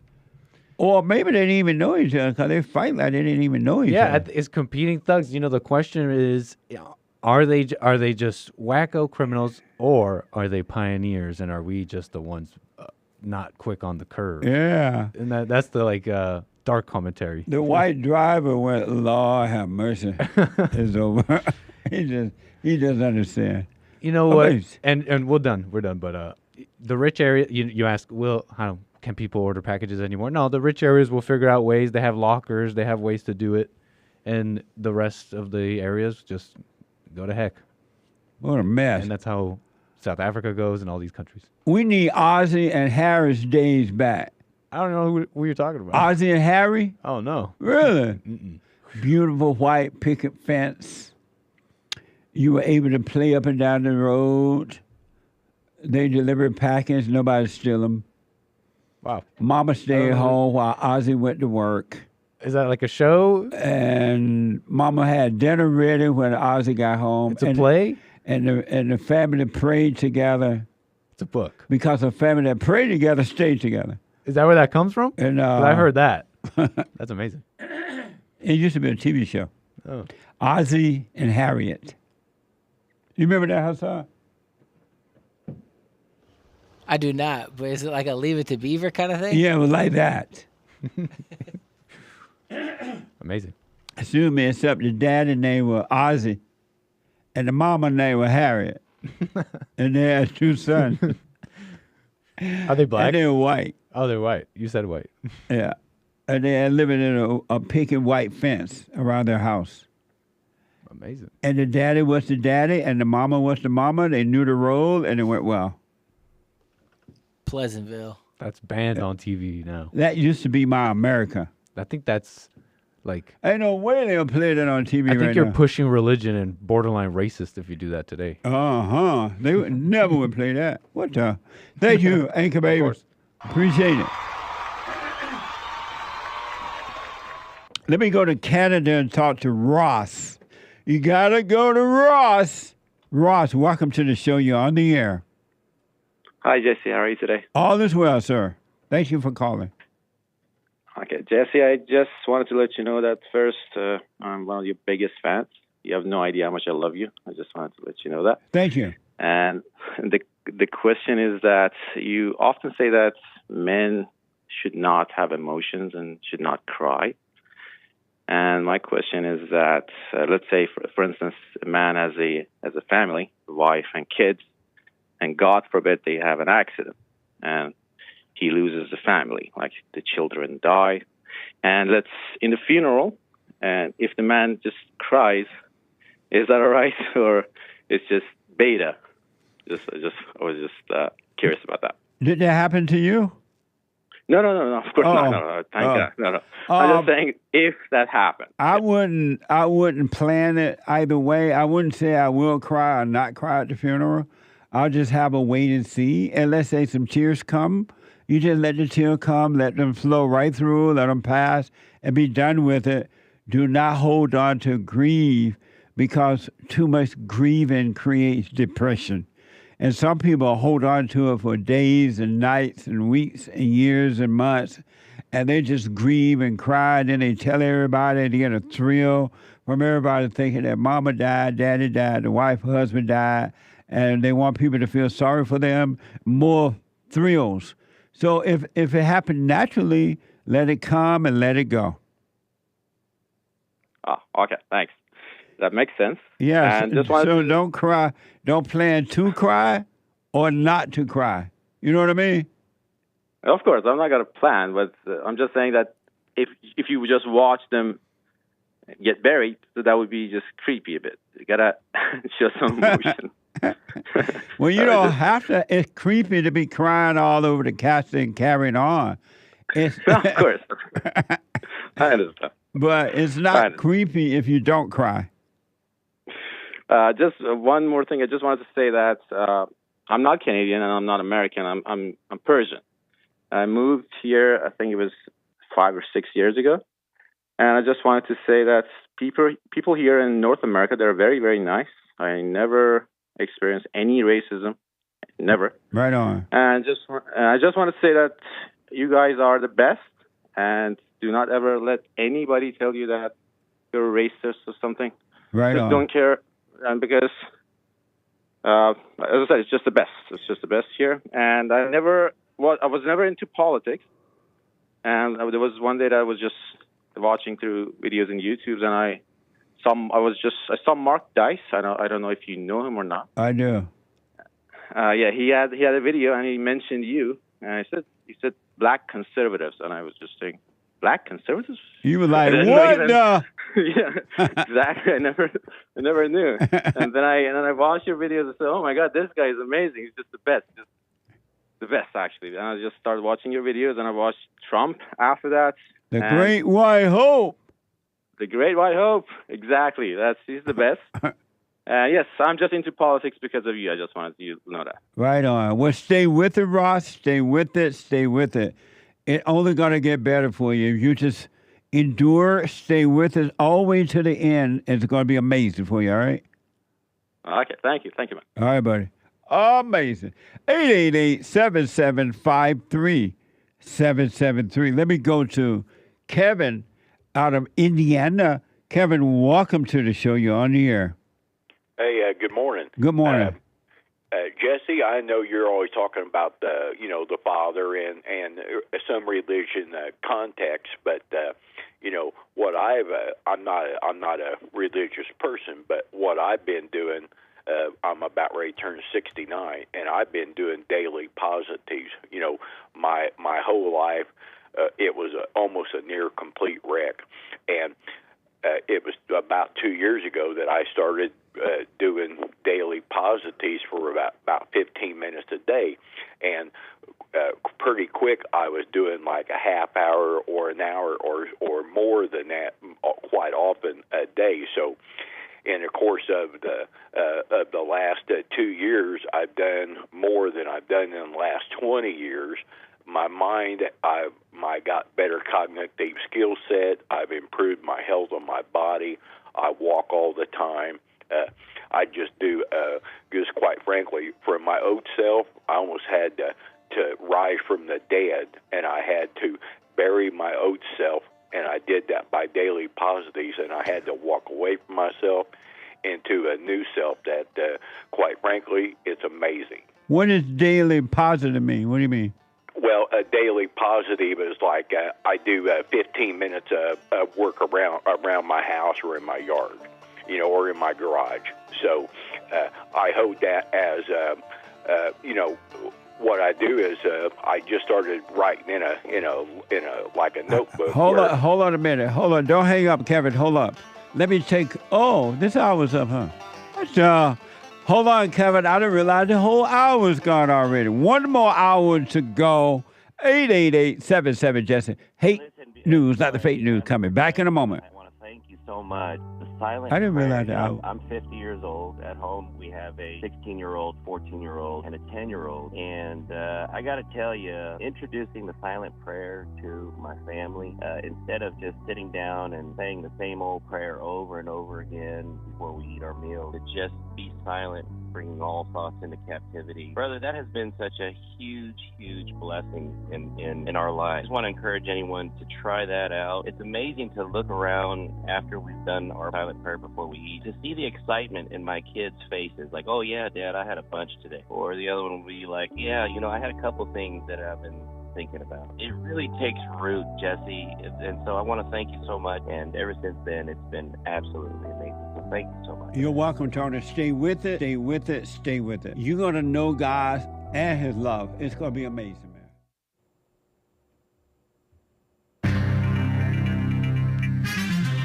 China is in the space race, guys. Space is real because China is going there. And the stock market's doing well, whatever that means. Vivek Murthy, the evil Surgeon General under Obama and Biden, is against the Second Amendment for the kids. What a sucker. Communist. And infant mortality increased in places like Texas where they stopped killing them so much in the womb. Makes sense that some of the children who survived the womb would more frequently die. and a whole lot of mess going on in the world. A woman-only exhibit was forced to allow men, so they moved some of the artwork, Picasso's, I think, to a woman's toilet stall. Sickos. Jealous women. Evil women, right? This is the end of hour 2 of the JLP Peterson Show. It is Tuesday, Country and Western Tuesday, June 25th, AD 2024. Stay tuned for hour 3. Last hour of the JLP Peterson Show today, coming right up. Hang tight, callers. And there is one line open. You can call in right now during Hake News, not Fake News, to get on hold, to get on air with JLP. See, some of you guys disagreeing with Jesse. Why don't you give him a call? Nice. Anyway, over in the space race, China's Chang'e 6 lunar module returned to Earth today, according to CNN, Commie Nonsense Network, completing its historic mission to collect the first ever samples from the far side of the moon. Because the moon is always facing us. It's tidally locked in its rotation. It rotates just in the same rate that its orbits. The mission is a major step forward for the country's ambitious space program. Chinese leader Xi Jinping, don't call him Winnie the Pooh. He's a cool guy. Maybe not that cool, but tough. He hailed the mission as another landmark achievement in building a strong country in space, which is real, and science and technology. China is among several countries, including the United States, or at least a few, that are ramping up their lunar exploration programs.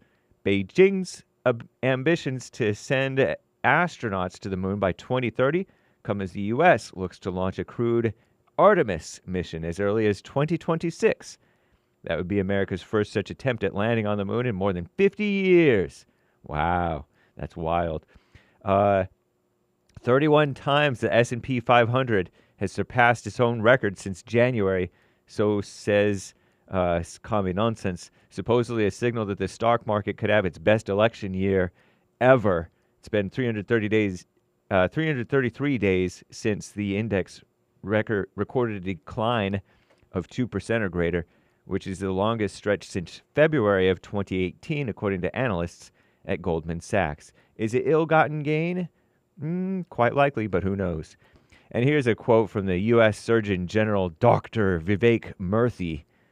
He's the Obama Surgeon General. Now he's the Biden one. Quote, "The safety and well-being of our children and future generations are at stake." That's what he stated, calling for the quote-unquote collective commitment, collective communist buzzword, to stop gun violence, no such thing, in the United States in a new advisory released today. It's the first time a publication from the Office of the Surgeon General has focused on firearm violence, no such thing, and its profound consequences on survivors, communities, and mental health. What an atheist. Am I right? Yes, I'm right. By the way, there's a little update on the babies. Speaking of killing, new research links Texas's abortion ban to a rise in newborn deaths, according to the far-left females at the Skim. And it would only make sense, honestly. Type of women who would kill the babies, the type of women who would have problem children at birth, make problem children. A new study published in JAMA Pediatrics found the number of infant deaths in Texas increased the year after the state passed a near total abortion ban. In 2022, the infant mortality rate went up 8% in Texas, compared to a 2% increase across the rest of the United States. This is according to the far-left female-run outlet The Skim. Lawmakers touted the law as necessary to save children's lives, and surely it did. Many also died, though. Supposedly opposite effect, according to the ladies at The Skim, but they don't know what they're talking about. I'm James Hake, now back to JLP.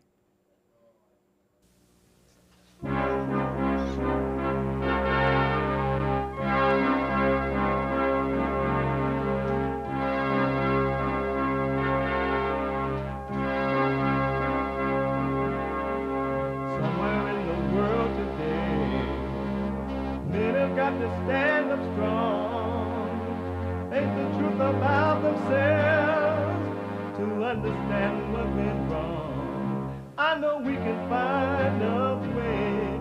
I know we can find a way. I know we can find a way to stand up, stand up, stand up.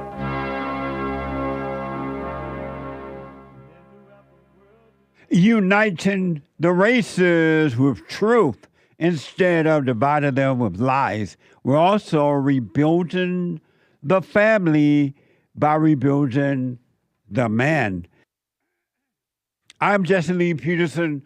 Welcome to the third hour of the show already, believe it or not. It's the third hour. You can get involved. There is a line open. You can get involved by calling 888-7753. 773 888-77-JESSE.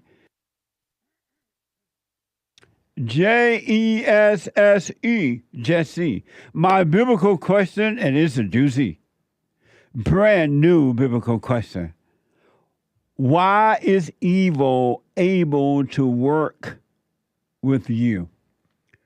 Why is evil able to work with you?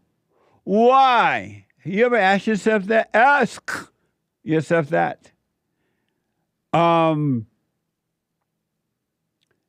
If you're busy going around and stealing packages off porches, buying fentanyl, having fentanyl withdrawal, committing suicide, or considering suicide when the rainbow wasn't enough, smashing, grabbing, getting beat up by your wife, or getting beat up by your husband, whatever you're doing, or just plain those relaxing at the beach, and you just don't have time to watch the show right now. You're going to podcast later, but you could be listening live, working out at the gym, or whatever you're doing. You could be listening live on your iPhone or iPad by calling the listen line at 605-615-4131. 605-615-4131. And to donate and have your comments read out loud, go to buymeacoffee.com. buymeacoffee.com/JLP Talk. buymeacoffee.com/JLP Talk. Or rebuildingtheman.com. rebuildingtheman.com. It is Tuesday. Last hour of the show for Tuesday. It is country. You can take the boy out the country, but you can't take the country out of the boy. Western Tuesday. Amazing. Bring back, oh, bring back my country to me. Bring back my country to what me. the? Who let the dogs out? Woo. Amazing. Amazing. Amazing. Excuse me, 888-7753-773. I want to go back to Kevin out of Indiana. I had to put him on hold due to the lack of time there in the last hour. And Kevin said that he does something like positive thinking, I think he said. Kevin, did you say you do positive thinking or something like that? No, I do daily positives with labor and sweat. Oh, and for those who don't know what that means, what does that mean? That means working. And so you're positive with work every day? Yes. And how has that helped you? Well, I don't see no psychiatrist no more. I don't take no pills no more.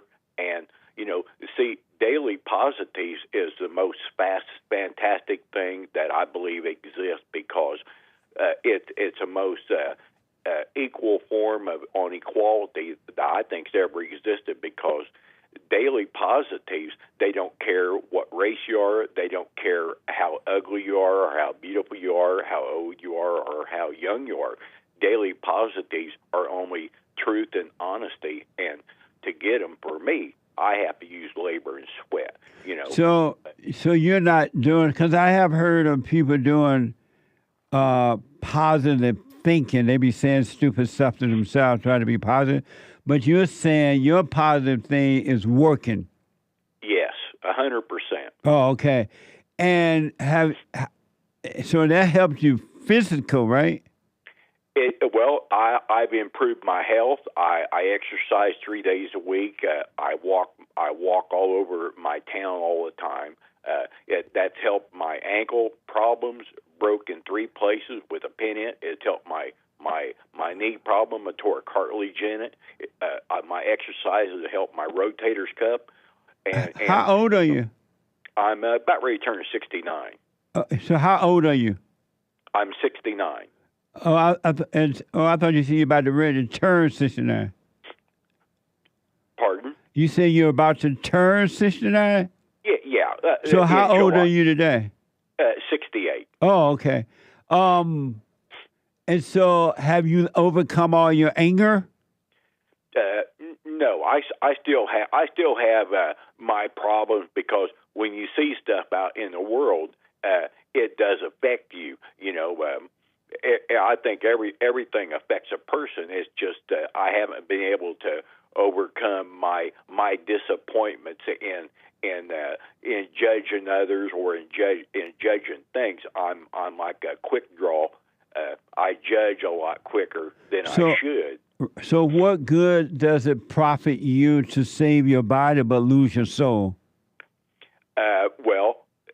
What it is, it's a stepping stone, because I never had my soul to begin with. I almost always operated my whole life in a negative realm, a negative mindset, a negative person.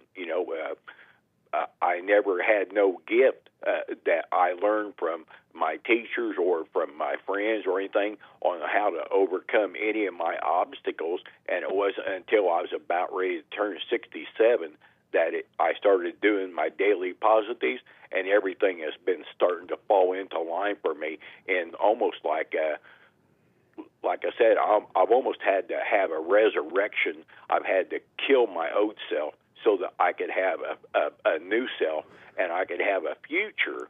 You didn't have a father and a mother? Yes. And they didn't show you how to overcome anger? No. And why not?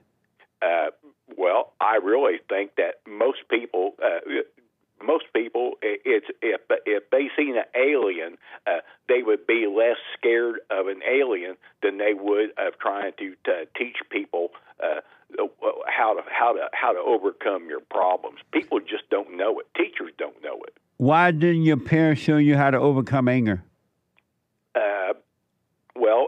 Because my parents is kind of like they neglected us. We was out taking care of ourselves, running over to friends' houses all the time. We had basically no guidance. And do you want to overcome your anger? Yeah, I would like to overcome my anger. And so, how long you been listening to the show? For off and on for probably about 6 months. Have you heard me say you have to forgive your mother and your father? Yeah, and both of them are dead now. And so have you forgiven them, though they are dead? Have you forgiven them? Well, I've never really thought about that, but I could, Yeah, because they can help themselves. And that's great that you're working on your physical body, keeping you're working and you're keeping it going. But if you don't overcome the anger, you're going to lose your soul. And if you when you die from your body, leave your body, the way you drop your body is you're going to be stuck in hell for the rest of your life. So you got to forgive your parents. They did the best they could. As you said, they didn't know. They didn't know how to help you. They didn't know what to say. Most people don't know about forgiveness. They don't know that salvation is of the heart. And they don't know to tell the people you must forgive in order for you to be free. So that's real cool that you're working on your body. Well, you're working on your body, but you should work on your soul as well. Well, I'm working on my mind, and I gave myself forgiveness, and I was the worst person in my entire life. I always disappointed myself, and I forgave myself because I didn't know. But the daily positives has allowed me to let go of almost all of my anger for myself.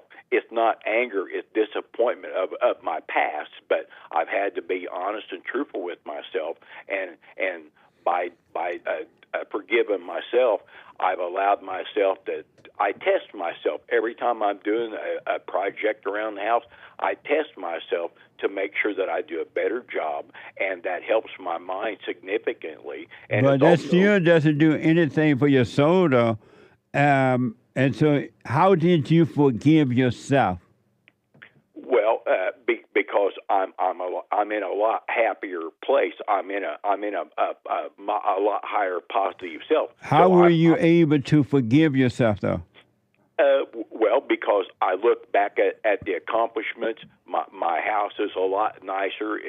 I've done a lot of improvements on it. And my yard is better, well kept. My garage is. But how were you able to forgive? You say you forgave yourself, right? Yeah. And what did you forgive yourself for? I forgive myself for not acknowledging that I can change my life. But you can't change your life. Well, I'd have to have a difference of opinion on that because Well, if you could change your life, I understand you mean your physical life. You worked on your body. You worked hard. You made your body stronger, right? Oh yeah. But your soul is still weak. The real you is still weak, though your body is physically strong. And even with that, it was God who helped you to even change your physical body to make it better. Because of yourself, you can't even change your physical body. Of ourselves, we can do nothing. Well, let me ask you about that. Jesus died and he was resurrected so he could live with his Father. Well, maybe that is really just kind of like where God made man in his own image. It's allowed me to almost have my own resurrection to where I've been able to rise up from the death of my evil up into almost a brand new self as I am. So maybe it's more like what a person can do on earth if you change yourself and you can change your way of thinking onto having a heaven on earth because you resurrected from your evil and you're operating more in all of your daily positives, and you take away, you've lessened your negatives. But if you have not overcome anger of the heart, you have not risen up from your evil. You're still evil.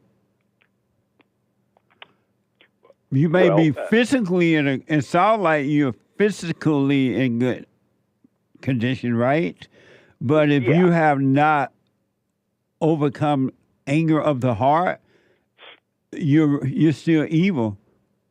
Christ came so that you can overcome anger, and not only you can be in good physical shape, condition, but you can also be spiritually in good condition, and you will have a perfect life. Why don't you drop your anger? Well, I've been working on that because as I'm doing my daily positives, I've had to lessen my negatives by such an astonishing an amount. It's quite frankly it's magic how I've been able to lessen my negatives.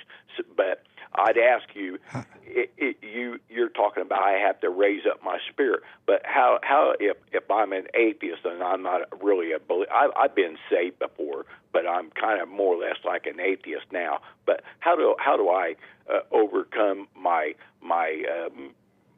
basically my revulsion of religion and for to save my spirit? If you're a non-believer, what would you recommend somebody that's not a follower of faith what they could do to help to lessen my anger or my evil or my in my heart? How can I do that if I'm not a follower of faith? Well, I don't know what you mean by follower of faith, but what is follow of faith? And then I want to respond to that question. What is follow of faith? I don't know what that is. I'm a follower, somebody that goes to church, somebody that reads the Bible, somebody that prays. You mean those people who follow the preacher and not God? Yeah. But is he? You mean like those people that follow the preacher? Yeah. You want to follow the preacher? No, I said, how would you recommend that I can let go of the anger in my heart? You call it like your soul, but let go of my anger so that I can have a better life.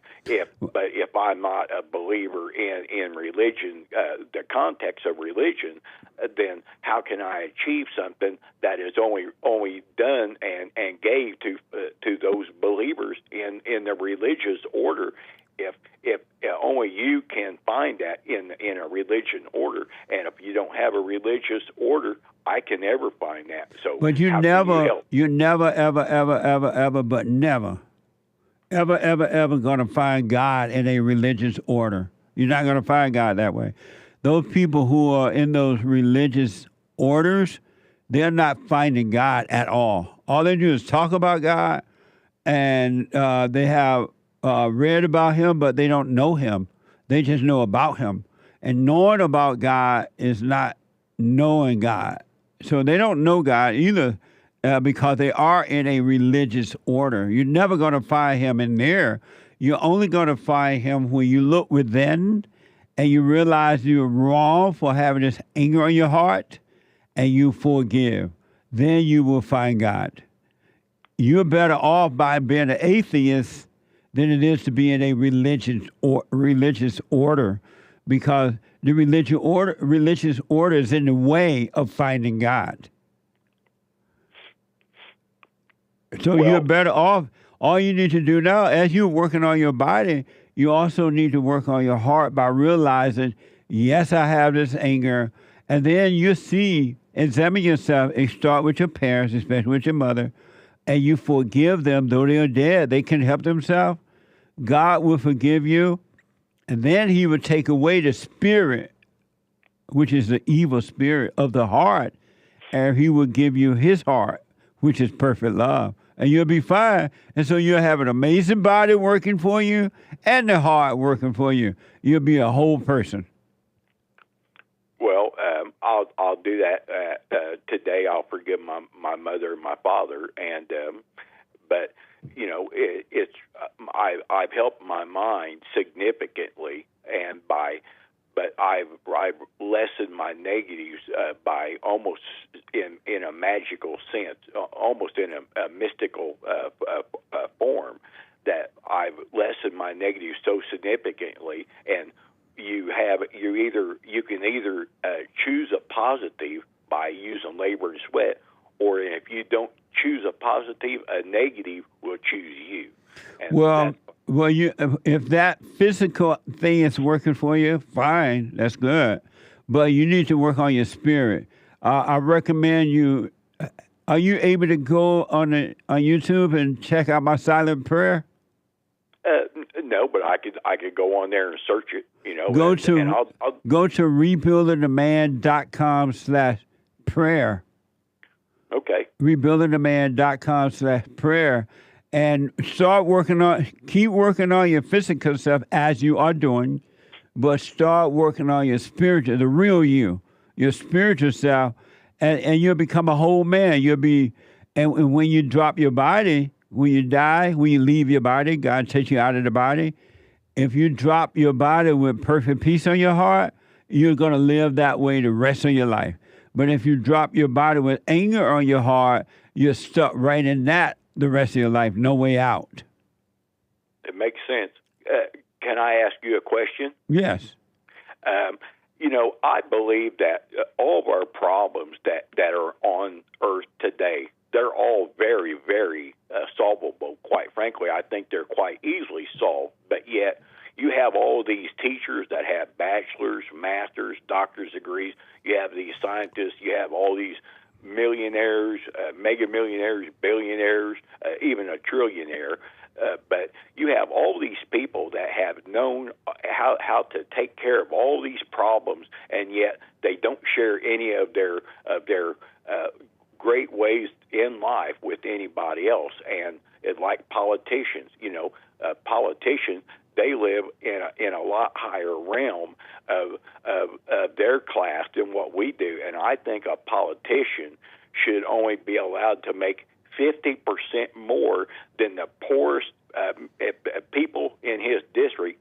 If they live in poverty, I don't think that a legislature should have any more capability than like 50% above that poverty. So you would have people that want to go into politics for dedication, not outer or better ways of living, like by being a lobbyist or something. But if you're right about that. They should go back to making politicians earn their job, their livelihood, rather than becoming a career politician, and they're just there for the money and for the fame and whatever. They're not there for the work for the people at all. It's a joke now. I totally agree. But the one thing I want to tell you about problems is that there is no such thing as a problem. Problems are not even real. They're an illusion. And that's why you can overcome it if you understand the illusion of it. It's not even real. So when you wake up, it's going to be impossible for you to have a problem. What do you think about this idea? We have poverty. We have people with food stamps need. We have no poverty in America. Okay, but we have people that have health care problems. They have obesity. They have tobacco use. They have all of these negatives, and yet all of our politicians they don't rise up the people's ability to get rid of some of these negatives. So I think that they're not supposed to do that. It's not their responsibility to rise up or bring up someone else's thing, because you, as an adult, are in charge of your own life, and you have the kind of life that you want, whatever that is. It's because you have that, because you want that. And no politician and the people with degrees are dummies. They don't know anyway. But no one can help you except you. And you got to be willing to take control of your life. You are your own world. You are responsible for you. Politicians are not responsible for your life. We hire them to give us a strong military to protect us and to build the roads and stuff like that, but not to take care of us at all. But our leaders are supposed to be good examples. They are supposed to be a reference point that is a positive rather than a negative. Where'd you get that from? From my mind. Your mind was wrong. It very well could be. Yeah, your mind, they're not supposed to be anything to you except that they work for you. Our parents are supposed to be perfect for us as children. And when our parents are not perfect because they don't have love, then they put us on the wrong course by destroying our innocence and causing us to wake up to the same hell that they're in. But the world is not responsible for you at all.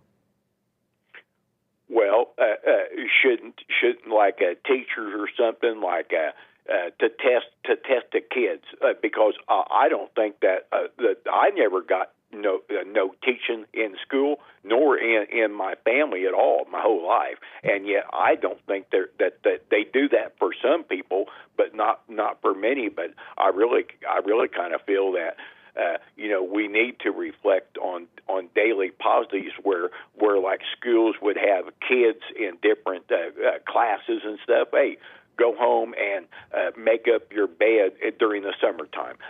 Well, that's the responsibility of the parents and not the school. Well. And it's in the hands of the parents, but the parents don't love their children, especially mothers. Mothers don't love children. That's why they destroy them. But if they had love, whatever happened at the school or wherever else, you'll be fine because you'll be of love and not of hate. But as a parent that isn't teaching their kids what they should be teaching them, those parents that have lost that ability to teach their kids, maybe they weren't taught it in school either, or that they weren't taught it from their families. But if they had love, and you're right, their fathers and their mothers are evil. All fathers and mothers are evil until they return to the Father. If they had love, love would conquer all. So if you didn't get an education at school, the education that comes from the parents, which is a perfect love, that would carry you through life. You didn't go to school? Oh, yeah, I went to school. Oh, but they didn't. Are you white? Yeah. But they didn't teach you? Well, everything that they taught me, I just took the bare minimum that I had to take in order to get through from one class to another class. And why is that? Because I never had the ability to test myself because I always thought the other kids would make fun of me, which a lot of times they did. Oh, well, let me tell you this. It's been amazing talking to you, Kevin. I got to run. Okay. But do the silent prayer. Let me know what you think. And continue to work on your body, but start working on your spirit, the real you. Okay. Because you're not your body. You're not your mind. You're not your emotions. None of the things are you. And you don't want to have this great body, and then you drop the body and you look around at everybody else. You're like, what the? Well, I do love myself now because I'm able to, by loving myself, I'm able to do this continuation of 7 days a week. I do daily positive. Where do you get the love to love yourself with? Yeah. Where do you get that from, the love? It just came to my mind. You don't have any love. Well, but I'm glad you're working on your body. But work on your spirit. Work on the real you, the real Kevin. Let me know how that goes. Okay, thank you very much. Right, so don't stop working on your body, all right? Okay, I won't. Because you're going to need that old body, so work on that body. But work on your spirit as well. Well, I just wanted to kind of reemphasize because doing daily positives, it doesn't matter what race you are. That's right. Or what health you are. It's a great feedback for people to live by. Well, you remind me of when I was growing up in Alabama. The older people, they never went to doctors, and they didn't. Their backs weren't out of control, and they were not fat, and they were not all this stuff because they worked all the time. They worked the cotton field, or they worked this, and they moved about, and they weren't lazy, and so they had strong bodies as well, and they lived for a long time. Miss May lived to be 110 or 20. Miss Sure, she was 110. Well, and I don't know how old Miss Everlou and Mr. Robert and Mr. Pugh, they all were old men and women because they had strong bodies in the way that you're saying. Well, I'm not afraid of doing projects around my house. I'm not afraid of. Call me again. Call me again, Kevin. I love it. Okay, I got to run. Back in a moment. The treasure chest is now open on D-Live. Back in a moment. We have a counseling service, and I have to admit, thanks to God, it is the best counseling service on this side of heaven. I counsel with men and women, families, individuals around the world. Most people are unhappy. They're miserable. They have rough lives. They're depressed, suicidal, young and old, of all races. I understand, I know why, and I do understand it. Because exactly what's happening in me is happening with everybody outside of me, inside of them. And I've noticed that with those who really, really, really want to understand, they will become it just like that, out of one counseling session.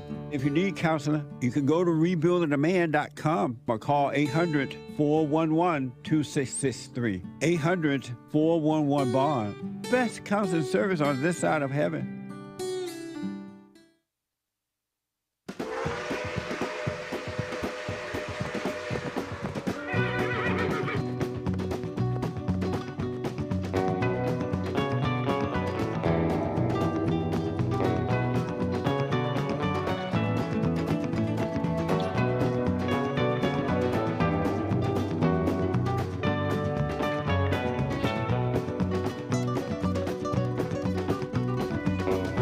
Okay, welcome back.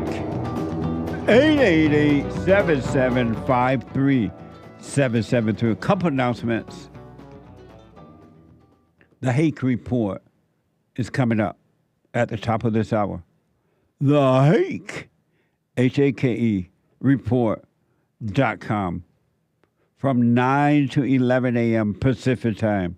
And James Hake is on fire. He ain't got that good hair for nothing. And at 11 a.m., Joel Friday TV, he black. Joel Friday TV, 11 a.m. Monday to Thursday. On fire, building relationships. Joel Friday TV. And at 12 noon, the American Anchor Baby. Some of you didn't know that the American Anchor Baby has a real family. He has a mother, sisters, nephew, nieces. What the? If you doubt me, podcast my show a couple weeks ago, last month. You see his family there. The American Anchor Baby at 12 noon today. You don't want to miss it. Last but not least, check out Big Club USA. Have you heard about this? Big Club USA. And get your Afro jerky, not beta jerky, but Afro jerky. Watch this. People tell me I have a lot of Afro energy. Jesse, what gives you so much Afro energy, they say? Is it energy drinks? No. Is it cigars? No. It's Afro jerky. Afro jerky from Big Club USA. Afro male, and you can have Afro jerky energy too. Amazing. Check it out. It's so good. Good. Especially if you work out and all that. It's nice. You can snack on it during the day instead of running into the kitchen and get some cookies or something. Afro Jerky USA. 888-7753. Go to Afro Jerky, right? But go to BigClubUSA.com. BigClubUSA.com. I want to show you something really fast, and then I'm going to get to the calls of your super chat. And I wanted to show this all week, and I just have not had a chance. And I want to know out loud, do we have a drug crisis in America, or do we have a emotional crisis in America? I noticed that in life, the experts, because they with the degrees, are dummies, and they always take you away from the cause, and you try to solve the problem without knowing the cause, and it never works. Do we have a drug crisis in America, or a crisis of emotions? And Lord knows, everybody and their mama are emotional, men and women. And men, let me tell you this, men, do what you want. From this day forward, stop crying in front of your woman, whether it's your wife or your girlfriend or your fiance or whatever, or you shouldn't be having female counseling, but let's say that's all you got out there now. Don't tell the female counselor your personal business and don't cry in front of her. She will judge you to the moon. She will judge you until the counselor, sitting right there on that counselor's couch. And she'll think, what a beta. And she'll give you advice that set you up to become even weaker. It's not in the woman's nature to lead, period, and especially men. And now that you allow women to take over, they're everywhere. You don't need a female counselor. You're supposed to be leading her. But you land on the couch crying to her. Or you crying to your wife. Cut it out. Women, when you're doing that, women are thinking, what a pitiful man. How can I control this more? Don't do it. We have an emotional crisis in America, not a drug crisis. Drop the emotion, you can drop the drugs. And don't tell me you can't drop your emotion. You can. This is from National News Nation.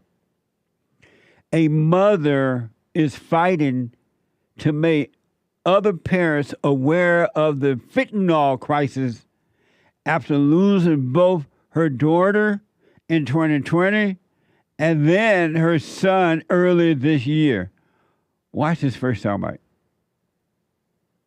Law enforcement continuing to sound the alarm over the dramatic spike in fentanyl pills flooding into the U.S. And one mom knows all too well about the impact that the fentanyl epidemic is having. In 2020, Deborah DiNocenzo lost her daughter, Dana, to the drug. And then just this year, 3 days after the date of Dana's death, her son, Ricky, was also taken by fentanyl. And Deborah joins us live now. She's now fighting to make others aware of this crisis. Deborah, I'm so sorry for your loss. Thank you for being here. Can you tell us about having me? Can you tell us about Dana and Ricky? And can you tell us what happened to your family? Because you say Ricky was doing well up until Dana's passing. Yes. Dana wasn't what we would say. Dana did not suffer from SUD. Dana was a recreational drug user. And she made a bad choice and decided that she was going to do some cocaine, not knowing that it was laced with fentanyl and it killed her. Now, my Ricky, he did struggle. He struggled since he was 16 years old. He had been doing well, and Dana's anniversary date came, and he was struggling. And he made a bad choice, again, to which he thought was taking cocaine. And when I got the toxicology report back, it was almost fully fentanyl with xylazine. And so another death from fentanyl being laced in other recreational drugs. Yeah, and another bomb going off in your family, I know. Oh, what the? It's not the drugs, folks. It's the anger. It's not the drugs at all. We ain't got no drug crisis. We got an anger crisis. And it's too bad because anger is being pushed. That's good now. So it's going to only get worse. So bring some more fentanyl in because they're going to need them. It's an anger problem. And you've been told by evil and the people who support evil that drugs are the solution. It will help. No, it won't. Even if the drug dealer don't give you the drug, the counselor will recommend the drugs. Oh, you got SUD, so you need some post-traumatic pills. I never heard SUD, substance abuse disorder. You heard that? I had to look it up. They give all the evil stuff fancy names.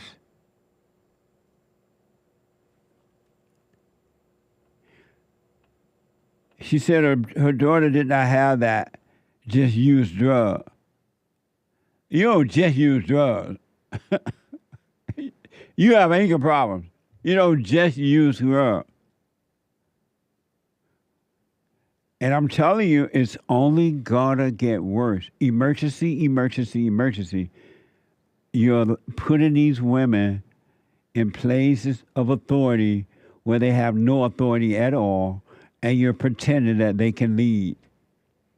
This is what's happening at home. That's why the kids get into drugs and alcohol and all that kind of stuff, because they don't have the love of the father. They have the fake love, which is the hate of the mother. Cause and effect. Drop the hate, you can do all things in moderation. Don't drop the hate, you do all things out of control. And now she out there with a cause. She's trying to warn about fentanyl. She get a false thrill. I'm so sorry to hear about you. Your loss. Another thrill. She can care less about Deborah and Deborah's children.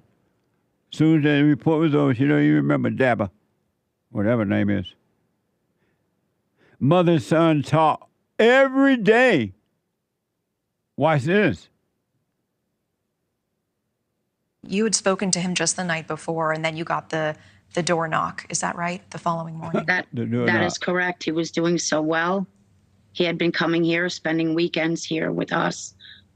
He had, we would keep in touch. He would call me on my way to work every morning, or I would call him. That's the problem. And then we would call at night. And I spoke to him at 9:30 the night before. And he seemed like he was doing well. And I got the knock on the door the next morning. I knew it was fentanyl. There was no question in my mind what it was that had killed him. Amazing. She talked to him every day. He talked to her. What you doing talking to your mama every day? That ain't your wife. You don't even need to be calling your wife every day. That's not your girlfriend. But you're talking to your God every day. And you don't like it at all. But mama made you believe and feel like you got to talk to mama all the time. Call mama. You don't call mama. I was counseling with a couple yesterday. Very nice couple, high couple. The man mama is all involved in it. And her mama all involved in nothing but trouble.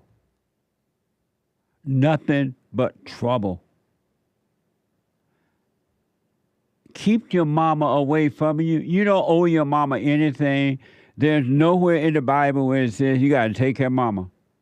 You didn't tell mama to make sure you made a deal that you make me, you lay down and get pregnant with me. I'm going to take care of you all my life. It's their responsibility to take care of you as a kid, and you're responsible as an adult. You shouldn't be calling your mama every day. Why? And your mama should not be calling you except she wanted to control you. It ain't love. And you're afraid not to call mama. You don't want to hurt her feeling. And no wonder you get on fentanyl. I'm not saying that's why they did it, but that's what we do it. We talk every day. He used to call me, and I call him, and I call him on the way to work. Where's your husband?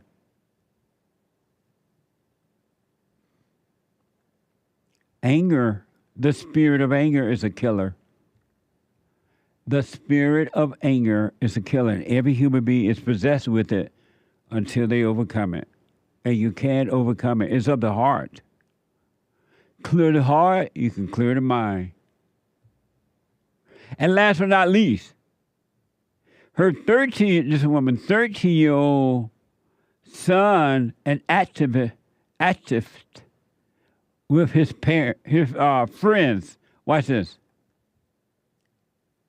I know your 13-year-old lost his 2 siblings as well. How is your son holding up? Luckily, he's doing remarkably well. He knows too much about fentanyl. He's been through too much death in his lifetime. So he rallies with me. He talks to his friends. He wears his bracelet. He He does his own awareness at 13 years old. And there's a coalition of lawmakers across the country urging President Biden to classify fentanyl as a weapon of mass destruction. Do you support these efforts? Absolutely. It needs to be declared a weapon of mass destruction. It's not, though. 300 people at least are dying every day that we know of in the United States. She got fentanyl written on her From shirt. this fentanyl. 2 weeks ago, I got into her parents' stuff and she died. 12 years old. What a dumb How is female. this not a weapon of mass destruction? This administration has to do something. People are dying. It's going to affect every family. If it hasn't affected you yet, it's going to. There's no stigma. It's lawyers' kids. It's doctors' kids. It's everybody's family is What a going to be loser. affected in one way or another. My children were poisoned. They did not overdose. What a loser. She over there blame. She need Biden. Biden, you can't hide. She need Biden. You need to overcome your heart, lady. And now you're out there pretending to be a whatever, activist. She got fentanyl written on. How's that gonna? Somebody gonna see that sign and run over there to the cartels and get some fentanyl? And why they gonna try to create fentanyl month? All for the thrill. She got the thrill of knowing that somebody feel bad for her because her son and her daughter died of fentanyl. It's the fentanyl fault. We need Biden to do something. Drop your bitterness, drop your anger. You won't need the fentanyl, lady. And unfortunately, someone didn't tell your kids that. Make sure they're not angry. The people who are selling the fentanyl, they're not bringing it to you and putting it in your mouth. They're not making you buy it. Something else is wrong. Something is missing that's driving you to buy it. 888-7753-773. Her son OD around his sister. What? OD. His sister's anniversary. So what now? Her son overdosed around the same time, 3 years later to the day, around to the day, of his sister's, what she called it, an angelversary. What's that? The anniversary of her death. And she called it angelversary? Angelversary. What a dumb... These people are morbid. I'm telling you. They celebrate evil, give it a nice name. Death. And it just repeats in the son's mind, and so he has to take drugs in addition to calling his mom every day. What a mess. If ever we needed you, Lord, we need you now. Listen, folks, do what you want, of course. As an adult, you're responsible for you, right? Work on you. Work on you. If you're married, wife, work on yourself. Husband, work on yourself. Both are screwed up when you met each other. You can't save one another. You can't do it. You can't save another person, period. But work on yourself. Drop the anger. Forgive your mothers and your father. Return to your father, men and women. When you return to the Father, you're going to return to perfect peace. And then the light comes on, and the light destroys the darkness of the imagination, of the thoughts, all of the anger. All thoughts are all lies, all the time, about anything. About who you are, all lies. Practical thoughts, fine. The mind will work very well with practical thoughts. But don't get an image of who you think you are with the mind.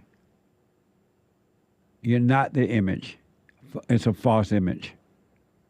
You're not good nor bad. You're not right nor wrong. You're not a sinner nor a saint.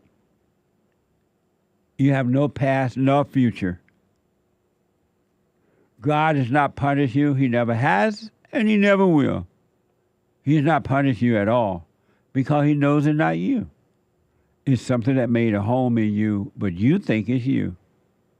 It makes you angry. It makes you feel happy. It makes you feel bad. It makes you feel good. It makes you judge yourself and others. It makes you go down to the Jewish neighborhood, nice neighborhood, deliberately start a fight. And you think it's you. It makes you hate your fellow man. And if you don't love all, you love none. You love none, zero. You don't have love for anyone. If you love anyone, if you hate anyone, you hate all.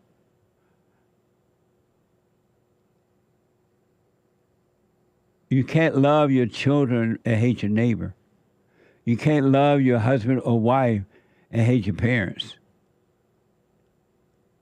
Or hate the Christian or the Muslim or the Catholic or the Mormon or the Jehovah's Witness or the Allah people. You can't hate anyone. You have to love your enemy. Super chat, 888, and I'm going to get to the call. Super chats. 888-7753-773. Super chat. Not a victim, but a coffee. I think it is weak to let the package you deliver be stolen in your face. I choose violence against porch pirates as a delivery man. But what is the delivery man supposed to do? Yeah, I disavow that. Not a victim. Me too. Not affected. What the? Not worth it. Their name is... not a victim. Oh, not a victim. I thought it said not effective. You can't... The delivery man is not supposed to put his life on the line for a package. Right. You never know what these people are carrying. Don't do that over a box of stuff. You can get the stuff later. Indeed. Amazing. Well, he's talking about as a delivery man, not even as the homeowner. I'm talking about the delivery man. Yeah. Terrible. But thank you. Lori bought a coffee. Biblical question answer. Why, this new one, right? Yep. Why is evil able to work with you? Why is evil able to work with you? I'm selfish and I try to control everything. Evil works well with me when I try to be the creator of life. I need to let go and let God. Interesting. I'll put my little 2 cents in on Sunday. But very interesting. I thank you for that. Appreciate it. CL Cagwin donated on... CL Cagwin? Yeah, on Twitch. Cagwin? Cagwin. Oh, thank you. He says, random thought.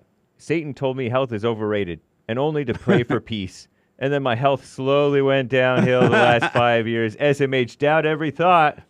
All thoughts are all lies all the time. Amazing. Thank you. Salty MAGA Matt donated a Rumble rant saying, bacon. Nice. I love bacon. Right. Though I haven't had it in a long time. Oh, I have. You have? Yep. I like bacon on burgers. Oh, yeah. Indeed. Some of the best times. What the? Are bacon burgers. Bacon on burgers are good. Thank you.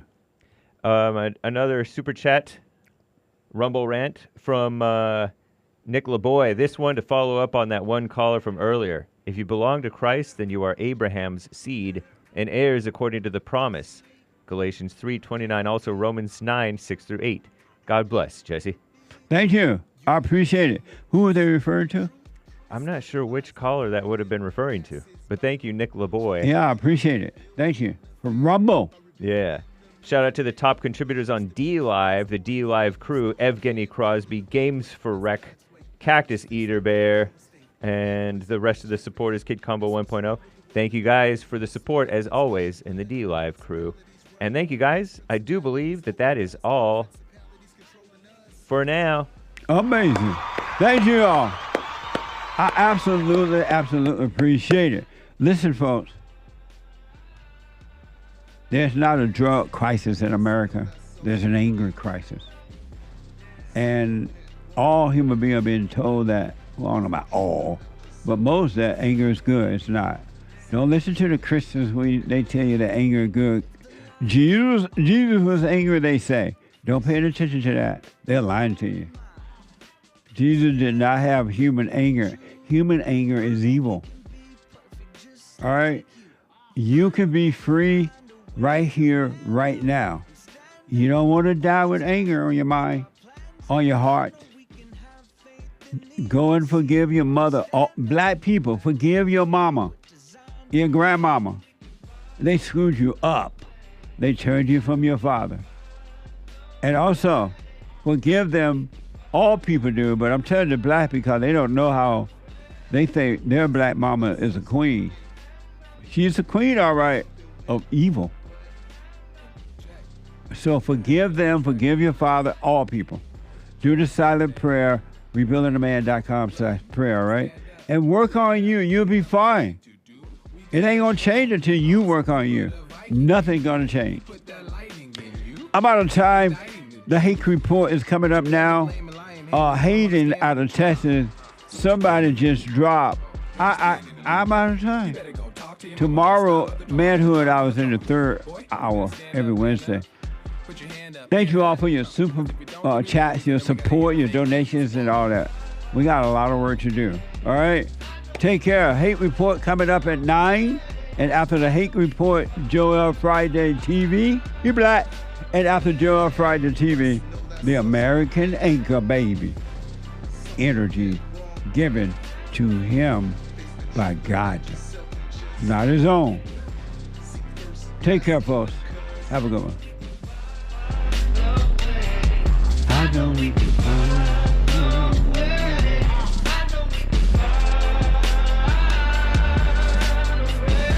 you must know that so you can. Something went wrong, but face the truth about yourself and just seek first God's kingdom comes. I know we can find a way. I know we can find a way.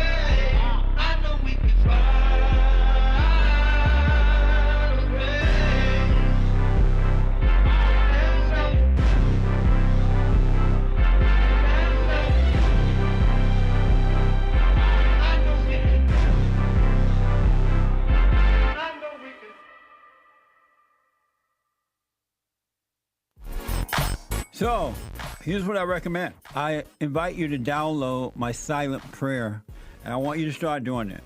You just download it, get the points of how to do it, and then after a while, you just do it on your own. It's going to point you in the right direction that your life will be returned to you from God. He will give you your life back because anyone and all people who has anger, they're not themselves. You are the person that you are angry at. That's why it's so important to get to know yourself so that you can see who you're angry at. And if you're doing the hooping and hollering prayers and things like that, some people get up, oh, praise the Lord, hoop and holler, bless my mama, bless my daddy. Continue to do it. Do both. You will see if you want to stay with the hooping and hollering or do you want to be still and know God. So my gift to you, no charge, at rebuildingtheman.com/church.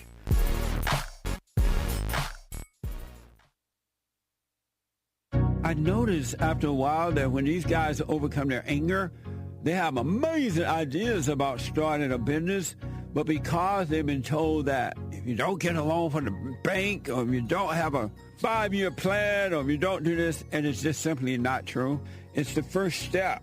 With faith, then all things are possible. So, but the most important thing is to return to the Father.